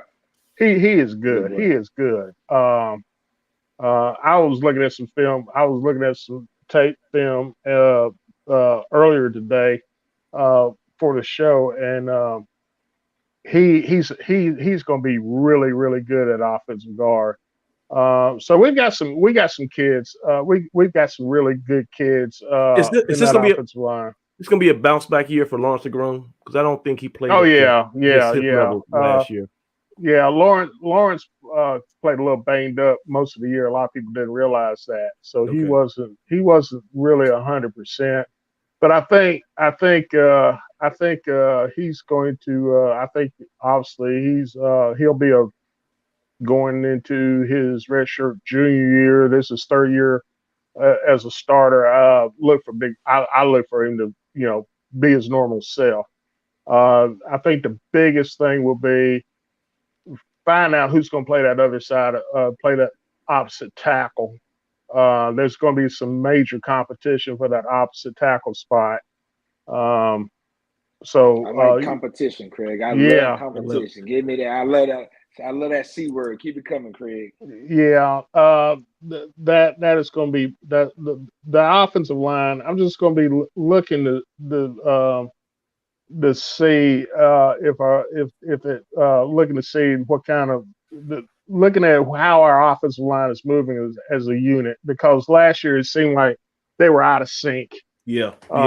Some games they were in sync and some games they were out of sync, and but I think that running game stalled primarily because of there was lack of strength and conditioning. I think that was a major key. We did okay as far as pass blocking was concerned, but we did not get that push, and that's a strength. That was a strength issue. Defensive line, I don't have any qualms about our defensive ends. I think our defensive ends are going to be really good. They were good last year. And you told me offline that you expect Harold to be back. Harold, I expect him to be back. I haven't him and Jermaine McDaniel. Those 2 guys are, they're bookends, and they'll be 5th year guys. Jermaine went ahead and graduated, but I understand he's in grad school. So, Right. but even if they don't, even if they're not there, we've got a couple of underclassmen who, Henry McDaniel and Janoris Robinson Yeah. are really, yeah, And those guys could start for anybody. You know, they could start for anybody in this league. So. I'm gonna ask you though, Craig. I'm gonna ask you. What about the Mhm. tackles? What about the inside? Because that was Well, that's the sore spot. I Yeah. said that last year, and that was the sore spot. We were just too physically small, and I think uh, you've got Octavius Pringle coming back. Like him. Yeah, Pringle. and hopefully he'll be I'd like to see him get back some of the weight that he lost last year, because he played really light last year, about 275 or something like that. Yeah, see, I thought he came in here, he was gonna be a space eater. I thought he was gonna be like a one technique, and then I guess yeah, but he had lost, well, he lost weight, probably picked up some quickness, but but lost some push. Because guess what? Week 2 against North Dakota State, we're gonna have to have some guys who can just put their hand in the ground and not move. Because that's what North Dakota State's gonna try to do. They're gonna try to do the combo blocks and get those holes to the A and B gaps. And we need somebody who's to say, no, I'm standing here, and this gap is gonna get shut down. If we can do that, we got a shot. Yeah, and that's one reason why we went so heavy on defense in our recruiting this year. We brought in some 300-pound plus kids, and I was just looking. I was scanning my computer here a second ago, and I just saw a kid dead. One of the kids that we recruited, Caleb Jones from out of Chesapeake, Virginia. Mm-hmm. He was an all-state player and defensive player of the year up there. 6 foot, 315 pounds, and he was deadlifting 675 this afternoon. That's a monster. That's a lot of weight, buddy. That's twice his body weight. So if he can do that, then I think we're probably going to bring in. I would not be surprised, and don't be shocked when we probably will bring in maybe 1 or 2 defensive tackles through the portal once all spring practice is done. Yeah. Spring practice concludes all around the country. You're going to see a lot of movement of players. Yeah, it's going to be crazy. It's going to be crazy. Yeah, you got, 500 or so already in the basketball portal. And you can expect double that in football simply because of the numbers.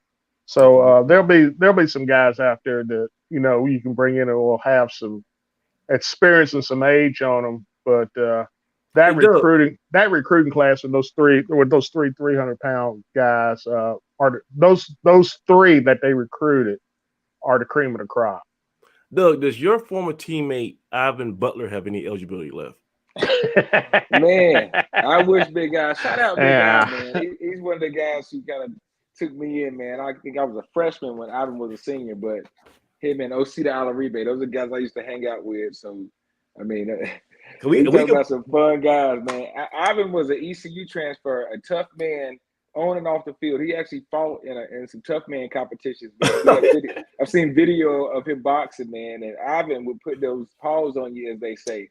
But he was one of those guys. His bark was as big as his bite, right? So he was a leader. He was the first guy off the bus, and his persona and his was just as big as as his heart. And man, he's a special guy. Big loving teddy bear now, man. He's got a few kids, got some girls. His girls that turned him soft, man. I won't. Oh man, this video doesn't get back to him, man. He might still try to put those paws up, but no, Ivan, man, he was that one technique you love. That one technique, and see people when I say one technique, my one technique's wearing number 99. I like him in the middle. I like him, barely getting on and off the field. But he was a heck of an athlete, man. He's those tough. Guys now, I think those guys come and go. Like football changes so much. And there's like, hey, is there room for that guy? Is that guy just like fullbacks? Is that a guy we need? I think you always need a guy like that. Give me a big Gilbert Brown. Let's put a visor on him, slap him in the middle, and then fourth down, come on out there, baby. Hey, we're gonna play. You ain't running this way. You're gonna have to go right or left, but you're not coming up the middle. But yeah, man, I love guys like that. I was gonna ask you guys, who do you think has been the biggest defensive lineman or tackle we've had? I'd say since the Broadway era, Broadway. I was trying to think. I don't think that guy is. We've had some guys that were pretty strong that we could throw in there. They were always versatile. They've always been slashers, even if they were 6'2", 6'3", 6'4", 275, 280. Even the ones that are 300, or close to 300 on the books. They've been kind of multi-purpose guy. I think we talked about the Kendricks. Kendricks a couple maybe years ago. He was a big boy. What is what's this? Kaffa? I can't get an accurate weight on our guy now that's in there. Branch, Branch, Michael Branch, He played really big that 19 season. We came on strong there at the end, and it was really what we needed down there in the middle. But I'm just thinking about just space eaters, man. I'm talking about give me Brandon Relaford. Oh man, who was a dancing bear in there at times back in my day. You don't see a lot of guys like that. I don't think we've had a lot of guys like that in our program as of late. Do you remember when Brandon Relaford did the old swipe at the Central game and time the snap on A&T transfer Robert Duncan? That was the Capital City Miracle, and that was when we beat Broadway and Washington at Carter Finley Stadium. All they had to do was take a knee, right? All they had to do was take a knee. And was that that was Relaford who got his hand in there? Man. That was ended up being my roommate. Relaford, myself, and Marshall Glenn all were roommates those years after we played ball and kind of served as grad assistants. So we were like Jeremy said, we were those guys who hung around and still tried to feed into the program. But yeah, that was my man, B. Relaford. His father played. Snake Relaford was a quarterback back in I think the 70s maybe at A&T as well. He got some lineage there. You want to play? Did you play in that game?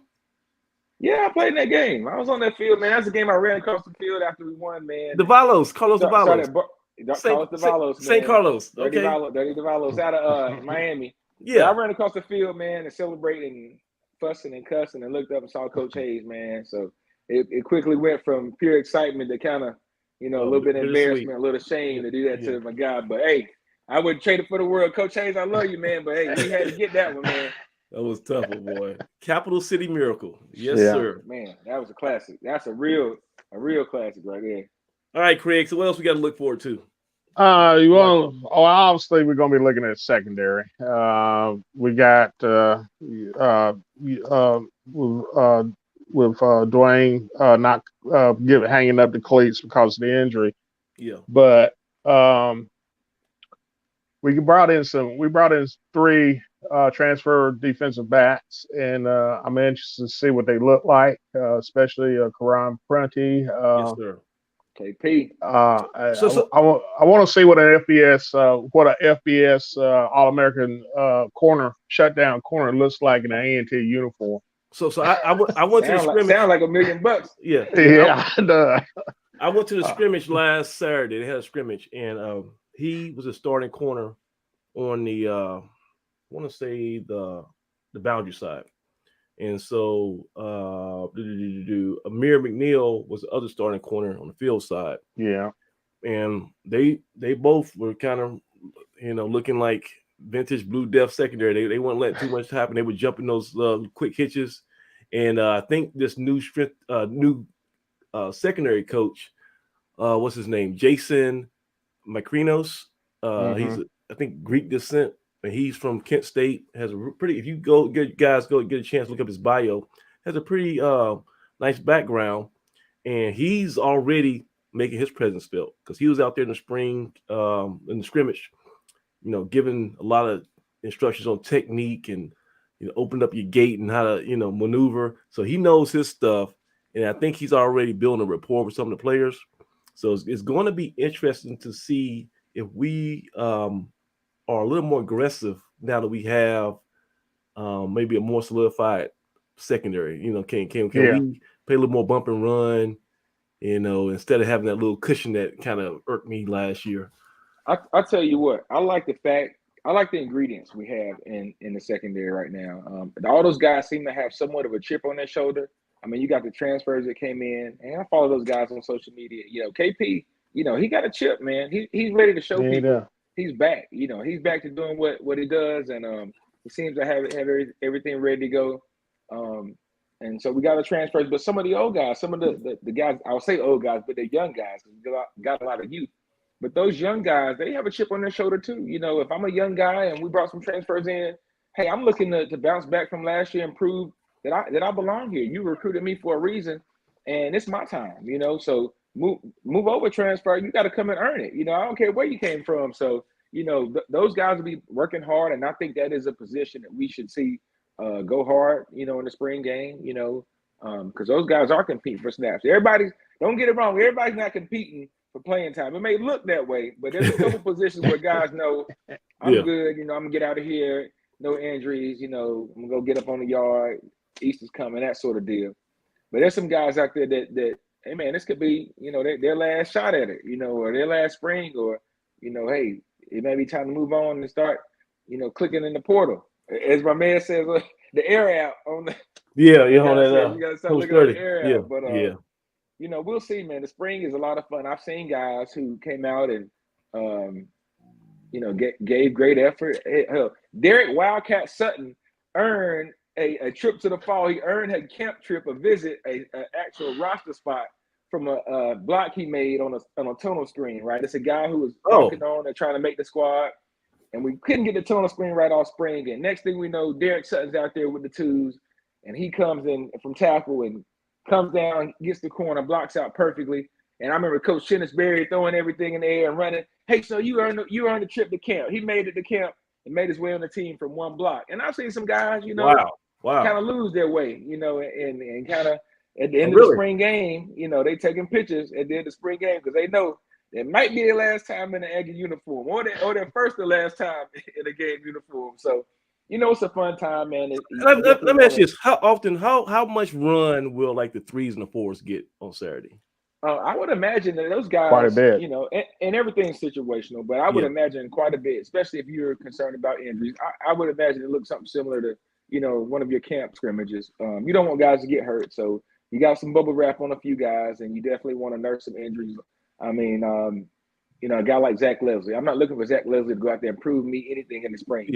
Zach may want to prove some things. He may want to show that he's got it, but that may be a guy you got to kind of keep an eye on, have a plan for, limited snaps, and say, hey, you had enough, shut him down. I remember I was recovering from a back injury one spring, and I went head to head with a buddy of mine and kind of got the best of him and kind of laid him out with a nice little hit. And coach, they told me out of practice, you done. We're no more. You're not going to be out here.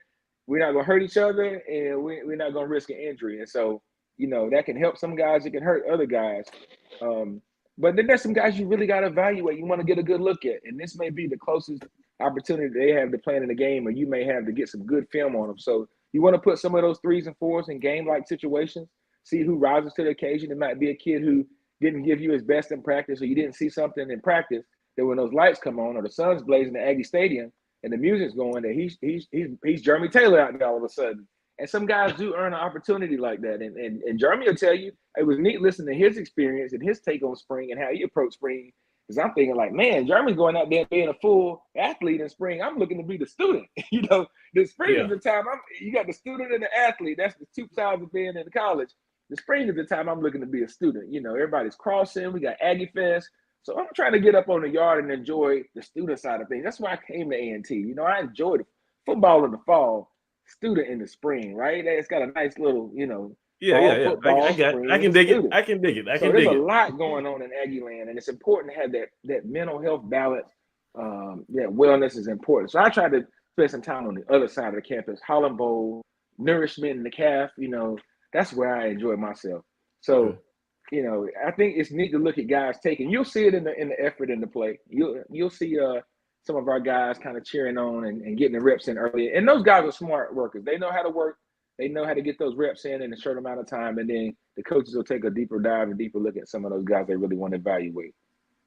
Well, shout out to our friend A&T Roy. He said he heard our little broadcast, our little interview with Killer Kam, and went to his He beat website. me to it, man. and bought some merch. I hope he used the code Aggie Pride. He could have got 10% off if he spent more than $50. So I think we need to see how many we can get on there before the game, man, and that way we Oh, can yeah, have some yeah. guys repping Kent. We might not be able to get the merch. He might not be able to get the merch. He's busy.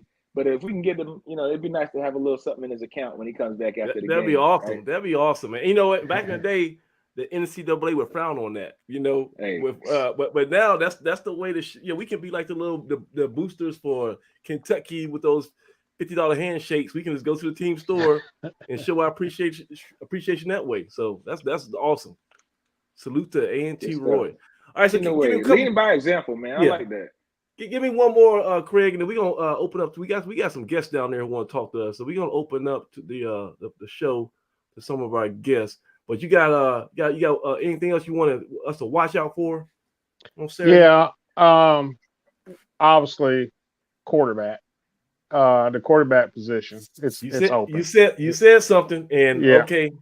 So you go ahead, Craig. You tell me your thoughts, and I'm gonna give you what I saw on last Saturday. I think it's open. I think it's wide open. I think Saturday may show something. It's not a given. Jalen Fowler is the incumbent, and probably is going to get his going to get his reps in early with that first. But I think they're going to take a long, hard look at the other three quarterbacks, on the roster. Eli Brakehandler, Zach Yeager, and Austin Hooker. I think it's wide open. It is. It looked like that Saturday. Yeah. And I'm just going to be watching to see who's going to execute. And what they do when somebody, when a play breaks down, and are they going through the progressions? Are they picking up their secondary receivers? It's going to be a lot of little things. It's not just going to be about who's throwing the most touchdown passes or who hits the long bomb or whatever. But I think who's can sustain drives in a controlled scrimmage and be consistent. The biggest thing you want out of your quarterback is not necessarily passing for 400 yards. The biggest thing you want out of your quarterback is he doesn't hurt you. Yes, he doesn't. He doesn't make mistakes. That he's decisive, and that he plays smart. He makes a smart play, and not play hero ball. You know what, man? That's the key. And you're summing up the I guess the critique of Jalen Fowler last year, because at times he put the ball on the carpet. At times he would have an untimely turnover, and the speed of the game seemed to kind of overwhelm him. Just thinking too much. Thinking too much. Just the processing. But I'm telling you, I went to the scrimmage on Saturday. And I'm super high on Fowler. He's my guy, Yeah. And I came out this time last year. I said, watch out for Fowler. He's going to take the world by storm. And Lamar came on the show and he predicted the same thing. And if you go back and look at film, those flashes were there. The flashes of brilliance were there. It's just that I think he needs to understand that he has to be the alpha. He has to be the guy. You got to be a leader. I think at quarterback, you got to be a leader. I think subconsciously he got used to being the second on the depth chart under Lamar and under Carter. That he just kind of felt like, I just wait my turn and then sooner or later the ball will get to me and I'll be but I think the best thing for him is what you just mentioned, which is competition. Right now, it's a fierce, open competition. Four guys enter, one man wins, and I think that's what Fowler needed to prove to himself and his teammates and his coaching staff that without any doubt, I'm going to be QB1. I'm going to take this team in 2022 to get back on the right side of stuff. And I think he was the class of the scrimmage that I went to on Saturday. He had the best ball. He had the best recognition of the defense. The first play of the scrimmage, they did like a double move to Sterling Burkhalter for like 80 yards. He's perfect. I mean, like a drone just came down and dropped the ball into his hands. That's how perfect. But Burkhalter makes it real easy. I mean, yeah. I mean, 6'4", he runs like a gazelle. Listen, that's something to keep an eye on too, guys. As a little bonus tidbit to look for, I'll be real interested to see. Maybe not in the spring, but down the line, how our play calling looks. I mean, I'm a big fan of Coach Barnett for sure.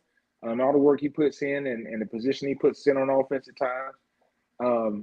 But I was also a fan of Coach Gibbs. Coach Gibbs had a heavy run influence, from the perspective he brought. So I'm not exactly sure how they put together game plans, but with one of those guys being missing from the coaching staff in the room, I'll be interested to see if Barnett does some things differently or leans one way or another. And then, of course, the personnel you have in the room kind of dictates that, as well as your philosophy. So it'll be interesting to see, man. This is kind of a good time to roll the dice a little bit and kind of see where we stand with some things and get the ball in some guys' hands. There's no secret who our playmakers are, but Jermaine is gone now, so that kind of changes things. I know we still got talent back there in the backfield. We're always going to have some running back talent, but I would keep an eye on that, man. We were interested to see how things would look after Tariq left, and how it transitioned from Cartwright on into Mr. Martin. So always look for a little bit of change in the scheme.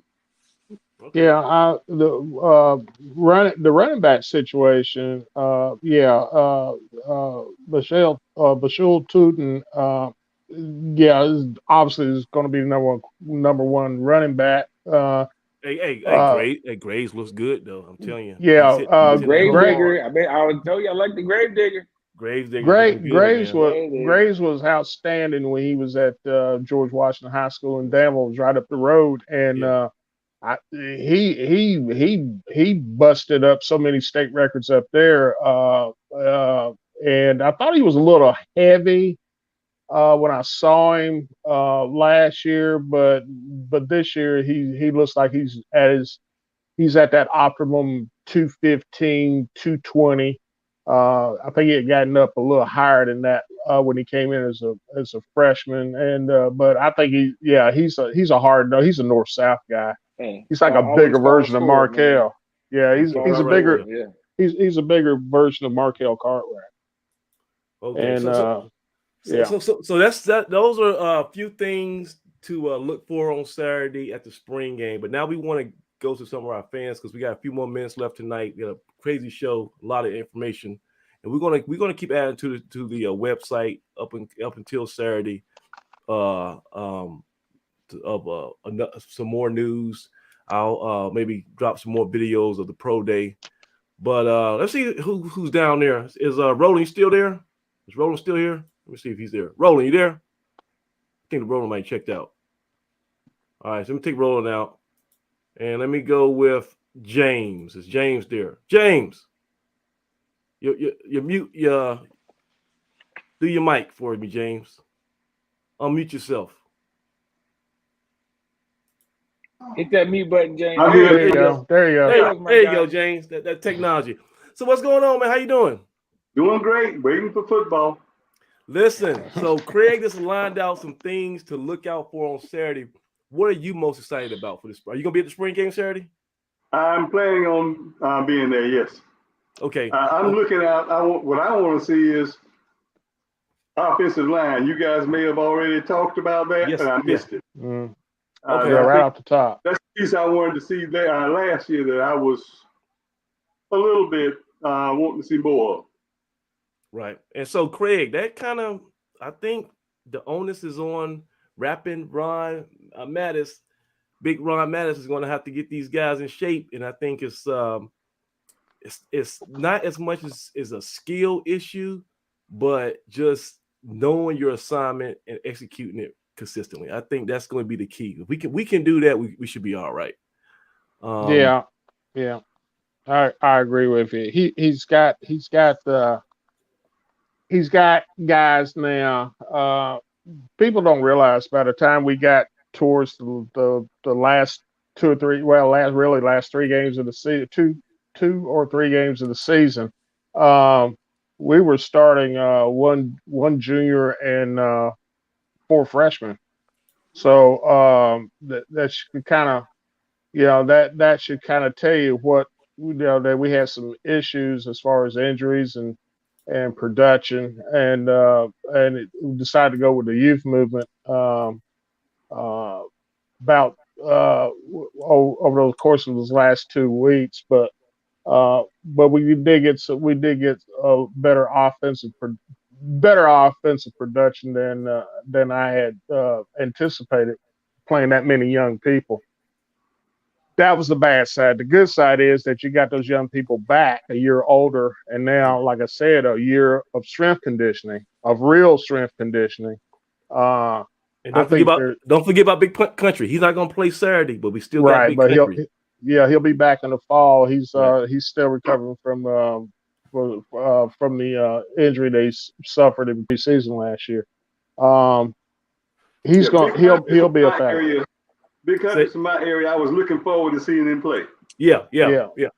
But you got the guy who I think has the potential.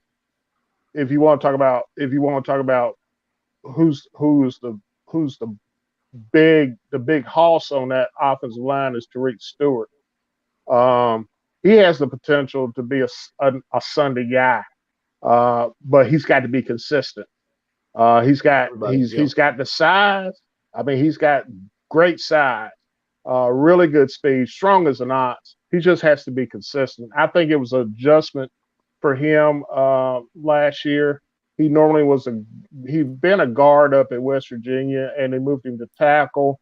And he had some good moments and some bad moments at the tackle spot. But as far as a run blocker, drive blocker, he's about as good as they come. So if we can get consistent play out of him at one tackle spot, and young Jason Ivey on that other side, I think a lot of our woes will be corrected, because I think the interior of our offensive line is solid as a rock, with Wilson, LeGrone, and Sharp. Now, James, were you aware of the news today that the Big South released their schedule, the conference schedule? I have seen it, yes. Right. So for folks who are unaware, the Big South released a schedule, and Bryant University is going to join the Big South just for football, I guess, this year. Yeah. And so right now, it looks like our schedule is September the 3rd. We play against North Carolina Central in Charlotte, and that's the Duke Mayo Classic, right? Right. September the 10th, we go to Fargo, North Dakota, geez Louise, and play North Dakota State. The week after that, we come back September 17th, and we play again at Durham, play Duke.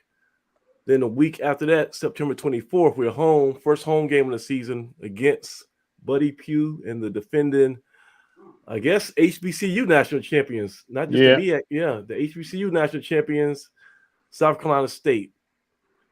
As of right now, October 1st, the next week is an open date. That might get filled. And then October the 8th is against Bryant. What's the scout report on Bryant, Craig? You know anything about them? Bryant last year was 8-3. I think it was 8-3. They're a good football team. They're not an overpowering team, but they throw the ball a lot up there. They like to throw a lot of hitch passes. They do a lot of crossing routes. They use a pistol type offense. So they're a very, very capable offensive football team. Defensively, they're okay. They're not great, but offensively, they can put points up on the board. Okay, so after we play Bryant, we got another open week. We'll probably feel that we're gonna fill one of those. We're not gonna have 2 bye weeks. No, I would suspect October 1st more than likely will be the bye week, because after you look at that first month of the season, man, monster. That's 4 tough games. Murderers Row. Okay, so then October 15th open, October 22nd at Robert Morris. So we go to Pittsburgh. You going to that game, Doug? Doug, you gonna be able to make Pittsburgh? I'm gonna try, man. Anytime the Aggies show up in a new area, I try to go and support. And I've never been to Pittsburgh. It's a nice city. It's a very nice city. Very nice city. So very cosmopolitan. They got like a nice little downtown. They have it's not like a children's museum, but they have like a science museum right next to Heinz Field, and then the baseball stadium's over there. So everything is well organized. Pretty cool. Yeah. Cleveland's a cool city too. Yeah, if you get a chance to go to Cleveland, check that out. They have a real cool downtown. Okay, so after Robert Morris on October 22nd, we have Geo is going to be October 29th, and we are playing Campbell. Yeah. That's a tough game with Geo. Listen, Campbell's got a little homecoming tour they going on. Yeah. They're going down to Jackson State. Yeah. Coming to Greensboro, so they're trying to get a little HBCU flavor. Yeah, I see it. They're going to find out a lot about their program this year. It's one of the FCS schools I got my eye on too. So I can dig that. Okay, and then after G-Ho, November the 5th, we play play home. So we got 3 home games in a row. We got G-Ho against Campbell, then November the 5th against Norfolk State. We need to reach out to Tiffany, because they should probably do a band brawl or something for that game. Oh yeah, I'm pretty sure they'll get something in the works. That's my anniversary weekend. I'll have to go. Mine too. Out with the wife. Yeah, we are right there. November 5th is my anniversary. That's that day, so I probably will not be able to see that game. Knowing my wife, we're gonna have to talk about that. Jeez Louise. Yep. From Legion coming to town, we might have to make an exception. I got to work on my strategy right now. I got to get started early on that. What we gonna do? All right, so we'll figure it out. So November the 12th, after Norfolk State, we play Charleston Southern here. So we got 3 home games in a row, and then we end the season November 19th at Gardner Webb and Bowling Springs, which is a long drive. Yes. A little over 3 hours down there. It's a long drive. You think it's South Carolina, but it's that could be for the Big South title down there. That might could very well be in that game. Playoff implications, right? So, all right, so got it wrapped up by then. So James, what on that schedule? What besides G-Ho? I know you're a big G-Ho guy. But what game are you looking forward to the most on that schedule? Other than G-Ho? Yeah. I'm a South Carolina State man. Lived in South Carolina for several years. Appreciate Buddy Pugh. Yes. That's going to be a game. Yeah. And the way that game ended last year, where it was back and forth, I think we was it Harold? Harold had the walk-off interception. Yeah. There is nothing Buddy Pugh will want to do more than to march into Truist Stadium and catch a A&T that's maybe licking some wounds after a couple of tough games and put something on us. Because I think, how many games in a row have we beaten them? But what's the winning streak? Is it 4 or 5? Somebody needs to do some research. It's longer than that. They haven't beaten us since 2012. Have they beaten Broadway? I don't think they've beaten Broadway. No, we've won 8. Broadway's been here. We've won 8 in a row against them. I know they haven't beaten Coach Wash, so yeah. We've won 8 in a row. And we beaten some 9 of the South last 10 teams. They weren't 8 in a row, and 9 of the last 10. Yeah. Slaps. Yeah, they were some good teams, man. Some of his better teams. Hell, he would have won a few championships had it not been for the Aggies. Troy says 6 in a row. Troy says 6. I don't know. Troy is usually accurate. Yeah, whatever. I think he might be right. 6. Somebody do is check his math, but I believe I'm trying to think when they beat us. It's been a while. I love saying that. When we talk about, you can't think of last time when your rivals beating you. That's a good feeling. That's a good feeling. So we'll go with 6 for right now. That sounds good enough. All right. I know Isaiah Martin caught the game winner that one year and put him away the year we wore the gold pants. I know the Elijah year we beat him. Elijah's last year, and then we beat him. So I know we beat him the last 3 times in Orangeburg for sure. And so if 3 more at home, then I can't think past that, man. So. All right, so James, you gonna be at the stadium? You said you trying to be at the stadium Saturday? That's the plan. I'm trying to be there. Okay. It looks like on that schedule right now, I'm gonna try and make all the games except for possibly 2. Oh, really? So, are you going to Fargo? That's not one of the ones I made. Are you going to Pittsburgh? That's the other one I'm gonna miss. Okay, I think I'll be at the rest of them. Everything else, okay. I got you. And you're gonna follow us where we go in the playoffs, right? You gonna wherever we get seated to, you're gonna be there. Can I'm you make gonna that commitment? do what I can. I want us to make the playoffs. I really do. I would love for us to have either host one or get into one somewhere nearby where we can get a lot of fans there. Right. Okay. Let me ask you this though. Okay, so you've been following A&T football for a while. Can I make that assumption? Yep. Okay. I've been a season ticket holder for over 30 years. You ain't been longer than this guy though. This is the guy at the top right. You want to play that? You want to play big bank take little bank when it comes to season ticket holders? Because I know. Yeah. But so let me ask you this: what is your honest feelings on the state of the program now? Do you feel like we are ready to bounce back, or do you? I'll be honest to you. You know, with some of the concerns about the future of Coach Washington. How long? So what's your gut feeling on the state of the program? Is it trending up or down? I think it's trending up, but we've got some work to do, and we know that. Okay. This bouncing around from conference to conference over the last 2 years has sort of been a detractor. Yeah. Hopefully, we've got a place we can stay for a while and put some roots down and show them what a HBCU is across the nation. That's it. How did your social circle react to the news about going, leaving the MEAC and going to the Big South and out of Colonial? Did your people like it, or they were indifferent? What?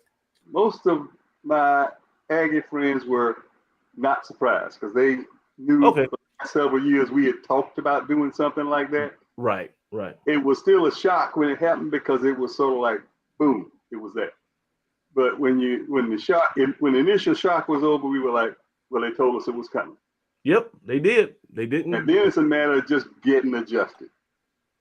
And then outside my Aggie circle, I'm having to explain to folks, look, it's just a matter of trying to pave a path, and that's it. Hey, you guys know what? This is a true story. It happened today. I was at the pro day, and I was just shooting the breeze with some of the scouts. And one of the scouts came to me, and he actually knew Coach Broadway on a personal level, right? And he was just talking about Coach Broadway and how much he respected him.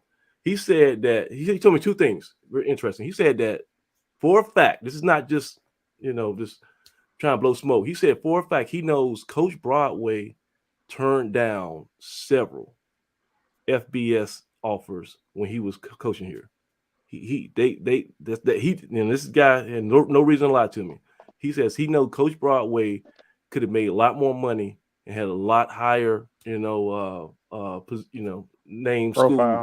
profile, but he chose to stay at A&T because he just wanted to be, a HBCU, this legend. And two, the second thing he told me that was interesting, he said there's talk that a lot of people believe that A&T could be a successful FBS program.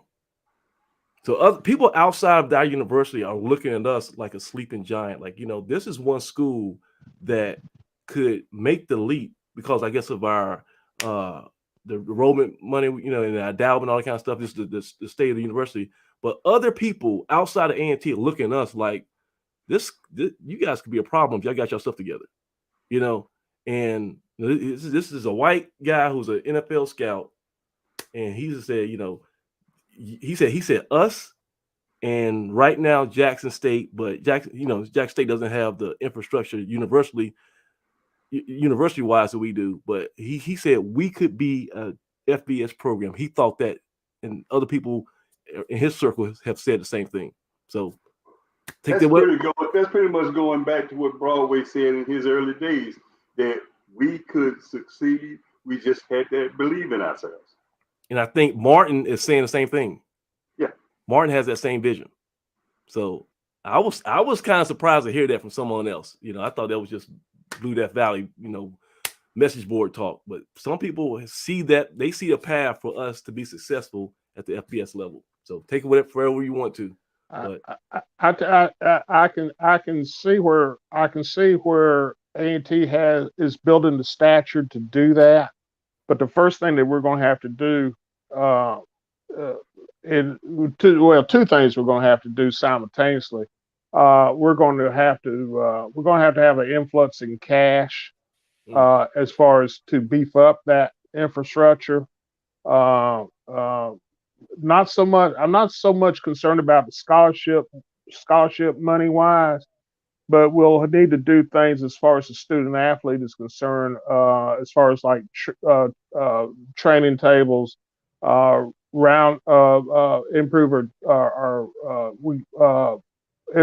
just the services that we provide for the athlete.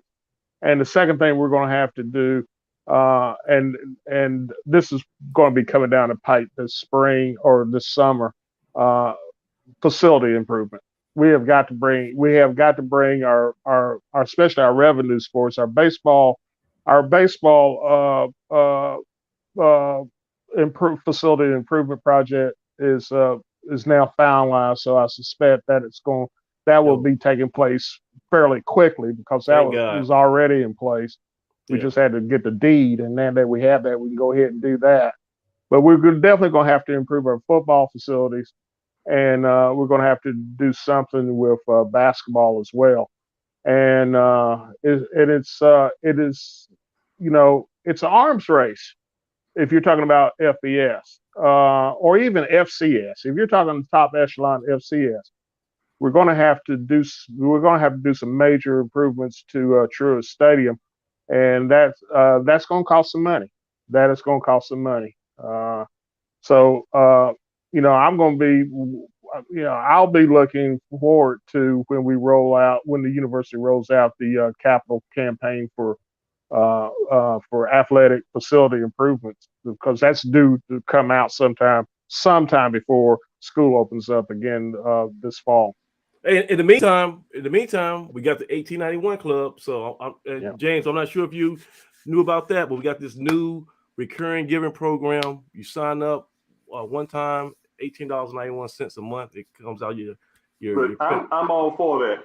I've got a buddy that's been pushing something like that, but I can't tell you how long. Good deal. I appreciate you guys pulling the trigger on that. And hopefully, I'm just send out there. Hopefully, someone will listen. Saturday, it would be great if we got that captive audience of 2,500, 3,500 people in Truist Stadium. They can make some type of announcement to let those people know about the 1891 club. I think we can get a lot of people to sign up on the spot. You just gotta put it out there. People need to know, and we try to pump it through our platform, but the university, they have a bigger platform, a larger pulpit, if you will, and if they can push it out there, it's only going to help them with their fundraising. So, I mean, we could always get the old sheet and walk around the track and let people throw change down, like they used to back in the day, right? That don't work anymore. Hey, it used to be a thing, right? I'll take it. Hey, so real quick, guys. So, what's the plan for Saturday? Are you guys, Doug? You doing any cooking for the kids? Team? Man, I'll be out there. I love spring game, man. And to me, it's one of those chances to get back in the stadium and just be back at home. But we'll be out there, man. We try to look out for the kids and the staff and some of the families that'll be coming in town. So I'll be working / enjoying the day, man. So it's always good to go home. So you're gonna have a long day. You're gonna have a long day. And Craig, Craig, you say it's going to be nice weather. No rain in sight. It's supposed to be no rain on Saturday. 11 a.m. kickoff should be right around 62, 63 degrees from everything I've seen on weather forecast. And then after the game, a bunch of us are going to try to get together. I know we got some guys coming down some guys from the board are coming down from different places. So we're going to try to have a little meet and greet over at our spot, Kickback Jacks on Battleground. So we'll put some more information on that on the fan forum. But if you want to see some people put some names to some faces to some usernames, make plans to catch us after the spring game this Saturday. Probably like an hour after the game. Usually we kind of meet up there. You'll see you'll recognize some folks. And James will be out there. You're gonna be just hanging out, screaming. Do you do anything? You do cowbells or anything? You got any? I've got about 12 cowbells, but they made me stop bringing them to the games. Oh man! Oh, so we gotta talk to somebody and get that back in order, man. That's a good deal. Absolutely. Okay. I may be at Kickback Jacks as well. Okay, hey, come out there, man. Craig's buying. So yeah.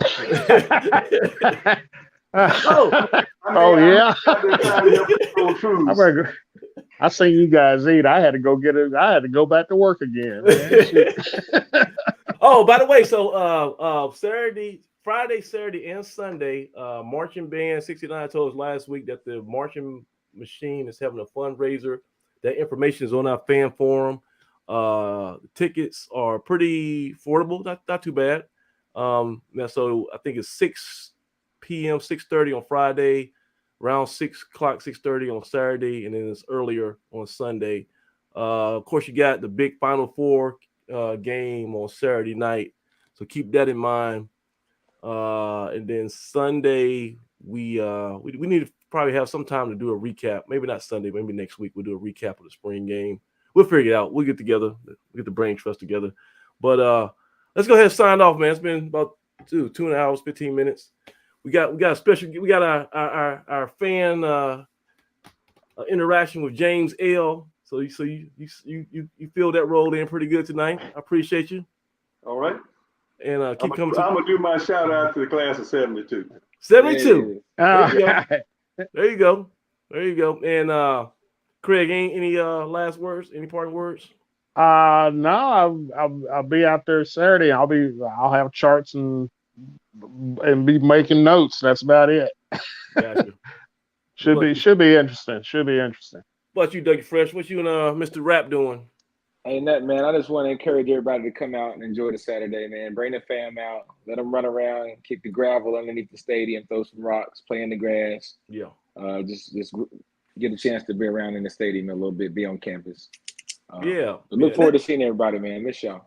And it's free. It's free. So go ahead and if you're a dude got like a little SUV, go around the neighborhood, pick up some baby kids, bring them to the stadium. You ain't got to worry about spending no money. So just give these kids a chance to see some, HBCU football. That's right. Yeah. And they'll probably enjoy it, man. It might make a difference in their lives. So everybody come out there. Hopefully we get a nice little crowd. The weather's good. I think we should. But all right. So for my man James L, Dougie Fresh Brown, and the legendary Craig Turner, I am Samaj Marsh. This has been an action-packed, jam-full special episode of Inside the Valley. We had Jeremy Taylor, Kam Langley. We had some pro day footage and a lot of other stuff. So we will see you guys. I'll see you guys Saturday. We'll see you guys Saturday at the stadium. But until then, you guys take care and Aggie Pride. Peace. Peace.